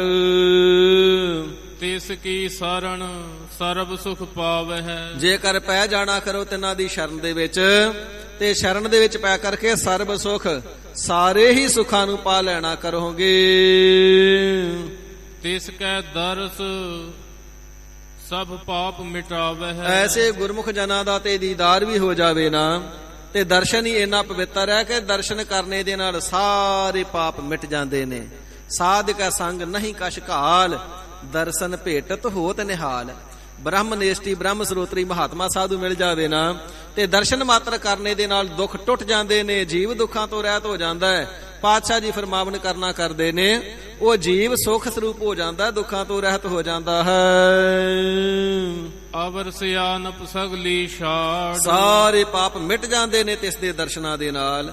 ਇਸ ਕਰਕੇ ਭਾਈ ਹੋਰ ਵਾਧੂ ਦੀਆਂ ਚਤਰਾਈਆਂ ਵਾਲੀਆਂ, ਤੀਖਣ ਬੁੱਧੀ ਵਾਲੀਆਂ, ਇਤਿਆਦਿਕ ਦੁਨਿਆਵੀ ਸੋਚਾਂ ਵਾਲੀਆਂ ਜਿਤਨੀਆਂ ਸਿਆਣਪਾਂ ਨੇ ਨਾ, ਉਹਨਾਂ ਸਾਰੀਆਂ ਸੋਚਾਂ ਚਿੰਤਾਵਾਂ ਨੂੰ ਛੱਡ ਕਰਕੇ ਤਿਸ ਜਨ ਕੀ ਤੂੰ ਸੇਵਾ ਲਾ। ਐਸੇ ਜਿਹੜੇ ਨਾਮ ਦੇ ਰਸੀਏ ਮਹਾਤਮਾ ਨੇ ਪਰਮਾਤਮਾ ਹਰੀ ਅਕਾਲ ਪੁਰਖ ਵਾਹਿਗੁਰੂ ਜੀ ਦੇ, ਤਿਨਾਂ ਦੀ ਸੇਵਾ ਦੇ ਵਿੱਚ ਲੱਗ ਜਾਣਾ ਕਰ। ਕਿਉਂਕਿ ਜਿਤਨੀਆਂ ਚਤਰਾਈਆਂ ਨੇ ਨਾ, ਭਟਕਾ ਕਰਕੇ ਸੰਸਾਰ ਦੇ ਨਾਲ ਜੋੜ ਦਿੰਦੀਆਂ ਨੇ, ਵਾਹਿਗੁਰੂ ਜੀ ਦੇ ਸਿਮਰਨ ਵਿੱਚ ਬਿਰਤੀ ਨਹੀਂ ਜੁੜਨ ਦਿੰਦੀਆਂ। ਤਾਂ ਹੀ ਪਾਤਸ਼ਾਹ ਜੀ ਦੇ ਬਚਨ ਨੇ, ਪਾਇਓ ਬਾਲ ਬੁੱਧ ਸੁਖਰੇ। ਜਿਹਨੇ ਬਹੁਤੀਆਂ ਸਿਆਣਪਾਂ ਕੀਤੀਆਂ, ਦੁਨੀਆ ਦੇ ਪਦਾਰਥਾਂ ਵਿੱਚ ਉਲਝ ਕੇ ਰਹਿ ਗਿਆ। ਜਿਸ ਨੇ ਬਾਲਕਾਂ ਵਾਂਗੂ ਆਪਣੀ ਸਰਲ ਬੁੱਧੀ ਬਣਾ ਲੈਣਾ ਕੀਤੀ, ਅਣਭੋਲ ਸਹਿਜੇ ਸੁਭਾਵਕ ਹੀ, ਤਿਸ ਨੇ ਵਾਹਿਗੁਰੂ ਜੀ ਦੀ ਪ੍ਰਾਪਤੀ ਦੇ ਸੁੱਖ ਨੂੰ ਪਾਇਆ ਹੈ। ਜਿਹੜਾ ਜਿੰਨਾ ਬਾਹਰੋਂ ਸੁਲਝਿਆ ਨਜ਼ਰ ਆਉਂਦਾ ਹੈ ਨਾ, ਅੰਦਰੋਂ ਓਨਾ ਹੀ ਉਲਝਿਆ ਹੁੰਦਾ ਹੈ। ਬਾਹਰੋਂ ਬਹੁਤੀਆਂ ਸਿਆਣਪਾਂ ਕਰਦਾ ਹੈ, ਕਦੇ ਪੁੱਛ ਕੇ ਦੇਖ ਲਓ ਬਹੁਤਿਆ ਸਿਆਣਿਆ ਮਨ ਟਿਕਿਆ, ਉਹਦੀਆਂ ਸਿਆਣਪਾਂ ਹੀ ਉਹਨੂੰ ਇੰਨੀਆਂ ਕੁ ਭਟਕਾ ਕੇ ਰੱਖਦੀਆਂ ਨੇ ਕਿ ਦੁਨੀਆ ਦੇ ਪਦਾਰਥਾਂ ਵਿੱਚ ਇਤਨੇ ਲੋਭ ਲਾਲਚ ਤੇ ਇਤਨੇ ਜ਼ਿਆਦਾ ਵੱਡੇ ਉਸ ਨੂੰ ਪ੍ਰਾਪਤੀ ਦੇ ਆਪਣੇ ਨਿਸ਼ਾਨੇ ਨਜ਼ਰ ਆਉਂਦੇ ਨੇ ਕਿ ਵਾਹਿਗੁਰੂ ਜੀ ਦੇ ਨਾਮ ਵੱਲੋਂ ਤੇ ਟੁੱਟ ਹੀ ਜਾਂਦਾ ਹੈ। ਸਿਆਣਪਨਾ ਇਹੀ ਉਹ ਸੋਚਦਾ, ਇਹ ਕੰਮ ਕਰਾ ਇਤਨਾ ਪ੍ਰੋਫਿਟ ਹੋਵੇਗਾ, ਫਲਾਨਾ ਕੰਮ ਕਰ ਲਵਾਂ ਇਤਨਾ ਲਾਭ ਪ੍ਰਾਪਤ ਹੋਵੇਗਾ। ਸਿਆਣਪ ਦੇ ਨਾਲ ਦੁਨੀਆ ਦੇ ਲਾਭ ਵੱਲ ਇਤਨਾ ਲੱਗ ਜਾਂਦਾ ਹੈ, ਉਲਝ ਕਰਕੇ ਰਹਿ ਜਾਂਦਾ, ਵਾਹਿਗੁਰੂ ਜੀ ਦੇ ਨਾਮ ਨੂੰ ਜਪਦਾ ਹੀ ਨਹੀਂ। ਹਜ਼ੂਰ ਫਰਮਾਵਣਾ ਕਰਦੇ ਨੇ, ਇਸ ਕਰਕੇ ਸਾਰੀਆਂ ਚਤਰਾਈਆਂ ਨੂੰ, ਸਿਆਣਪਾਂ ਨੂੰ ਛੱਡ ਕਰਕੇ ਤੇ ਸਰਲ ਬਾਲਕਾਂ ਵਰਗੀ ਬੁੱਧੀ ਬਣਾ ਕਰਕੇ ਹਰੀ ਅਕਾਲ ਪੁਰਖ ਵਾਹਿਗੁਰੂ ਜੀ ਦੀ ਸੇਵਾ ਦੇ ਵਿੱਚ ਲੱਗ ਜਾਣਾ ਕਰ। ਆਵਨ ਜਾਨ ਨਾ ਹੋਵੇ ਤੇਰਾ। ਮਹਾਰਾਜ ਤਿੰਨਾਂ ਦੀ ਸੇਵਾ ਵਿੱਚ ਲੱਗ ਕਰਕੇ ਜਪਣਾ ਕਰੀਏ, ਮਿਲੇਗਾ ਕੀ?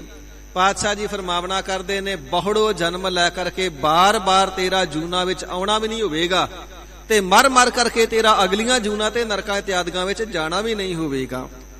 ਜੰਮਣ ਮਰਨ ਤੋਂ ਰਹਿਤ ਹੋ ਜਾਵੇਗਾ, ਆਉਣ ਜਾਣ ਦੇ ਗੇੜੇ ਮਿਟ ਜਾਣਗੇ, 84 ਲੱਖ ਦਾ ਗੇੜਾ ਕੱਟਿਆ ਜਾਵੇਗਾ ਤੇਰਾ। ਨਾਨਕ ਤਿਸ ਜਨ ਕੇ ਪੂਜਹੁ ਸਦ ਪਹਿਰਾ। ਸਤਿਗੁਰੂ ਨਾਨਕ ਦੇਵ ਸੱਚੇ ਪਾਤਸ਼ਾਹ ਜੀ ਦੇ ਪੰਜਵਾਂ ਸਰੂਪ ਸ੍ਰੀ ਗੁਰੂ ਅਰਜਨ ਦੇਵ ਸਾਹਿਬ ਜੀ ਹਜ਼ੂਰ ਪਾਤਸ਼ਾਹ ਫਰਮਾਵਣਾ ਕਰਦੇ ਨੇ, ਇਹ ਜਗਿਆਸੂ ਜਨੋ, ਐਸੇ ਨਾਮ ਦੇ ਰਸੀਏ ਗੁਰਸਿੱਖ ਪਿਆਰੇ ਕਿਧਰੇ ਦਰਸ਼ਨ ਹੋ ਜਾਣਨਾ, ਤੇ ਸਦਾ ਸਦਾ ਉਹਨਾਂ ਦੇ ਪੈਰਾਂ ਦੀ ਪੂਜਾ ਕਰੋ। ਭਾਵ ਤਿੰਨਾਂ ਦੇ ਆਗਿਆਕਾਰੀ ਰਹਿ ਕਰਕੇ ਤਿੰਨਾਂ ਦੇ ਹੁਕਮ ਨੂੰ ਕਮਾਵਣਾ ਕਰੋ। ਐਸਾ ਪਿਆਰਾ ਵੀ ਹਰੀ ਅਕਾਲ ਪੁਰਖ ਵਾਹਿਗੁਰੂ ਆਪ ਹੀ ਹੈ। ਹੋਰ ਕੌਣ ਐਸਾ ਹੋ ਸਕਦਾ ਹੈ ਜਿਨ੍ਹਾਂ ਦੇ ਹਿਰਦੇ ਦੇ ਅੰਦਰ ਆਪਣੀ ਬ੍ਰਹਮ ਗਿਆਨ ਦੀ ਜੋਤ ਰੱਖ ਦਿੰਦਾ ਹੈ, ਫਿਰ ਉਹ ਤਿਸ ਦਾ ਸਰੂਪ ਹੋ ਕਰਕੇ ਐਸੇ ਹੁੰਦੇ ਨੇ। ਸਾਹਿਬ ਜੀ ਫਰਮਾਵਣਾ ਕਰਦੇ ਨੇ, ਐਸੇ ਪ੍ਰਮਾਤਮਾ ਦੇ ਵਾਹਿਗੁਰੂ ਜੀ ਦੇ ਪਿਆਰੇ ਮਿਲ ਜਾਣ, ਤਿੰਨਾਂ ਦੇ ਚਰਨਾਂ ਦੀ ਸ਼ਰਨ ਗ੍ਰਹਿਣ ਕਰਕੇ ਤਿੰਨਾਂ ਦੀ ਆਗਿਆ ਭੰਗ ਨਾ ਕਰਨਾ, ਹੁਕਮ ਦੇ ਵਿੱਚ ਰਹਿ ਕਰਕੇ ਸੇਵਾ ਕਰੋ, ਫਿਰ ਬਹੁੜੋ ਜੰਮਣ ਮਰਨ ਨਹੀਂ ਹੋਵੇਗਾ। ਜਿਹੜਾ ਆਦਿ ਕਾਲ ਤੋਂ ਲੈ ਕਰਕੇ ਜੰਮਣ ਮਰਨ ਦਾ ਚੱਕਰ ਪਿਆ ਨਾ, ਗੇੜ ਪਿਆ, ਕਹੈ ਨਾਨਕ ਸ੍ਰਿਸ਼ਟ ਕਾ ਮੂਲ ਰਚਿਆ, ਜੋਤ ਰਾਖੀ ਤਾਤੂ ਜਗ ਮਹਿ ਆਇਆ।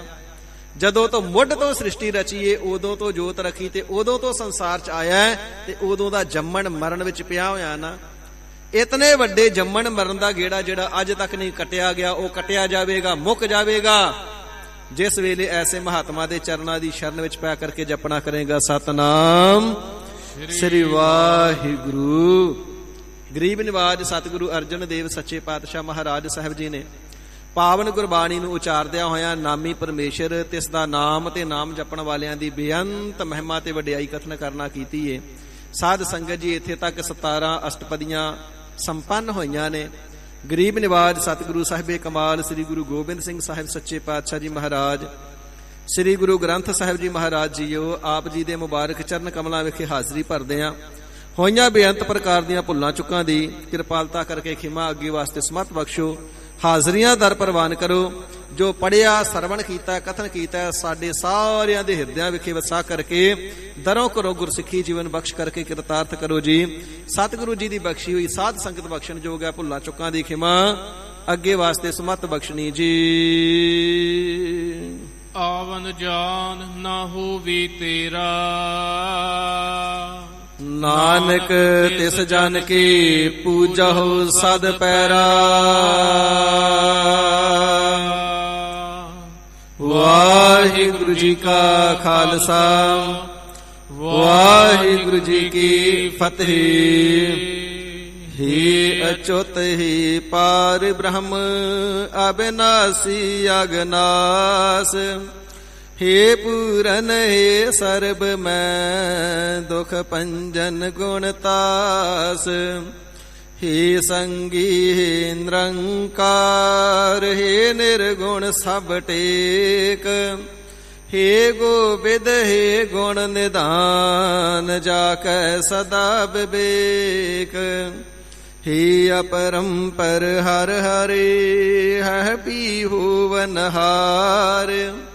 हे संतह कै सदा संग, निधारा आधार।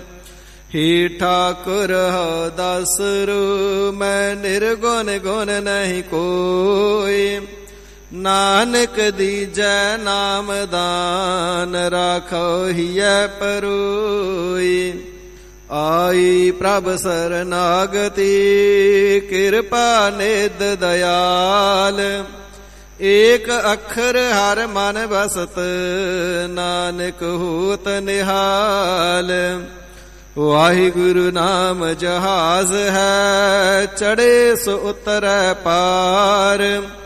जो सरदा कर सेव दे, गुर पार उतारन हार। कथा निता प्रत होत है, सुनो सो सिंह सुजान।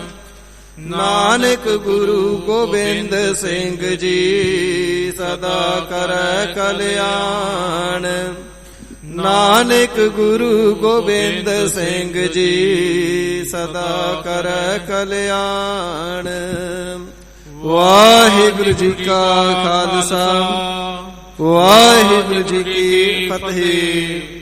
ਗੱਜ ਕੇ ਜੈਕਾਰਾ ਗ ਜਾਵੇ, ਸੋ ਨਿਹਾਲ ਹੋ ਜਾਵੇ। ਸਤਿ ਸ੍ਰੀ ਅਕਾਲ। ਗੁਰਬਰ ਅਕਾਲ ਦੇਗ ਤੇਗ ਫਤਿਹ। ਗੁਰੂ ਪੰਥ ਖਾਲਸੇ ਦੇ ਚੜ੍ਹਦੀ ਕਲਾ ਰਖਣੀ, ਸੱਚੇ ਪਾਤਸ਼ਾਹ ਜੀ ਮਹਾਰਾਜ।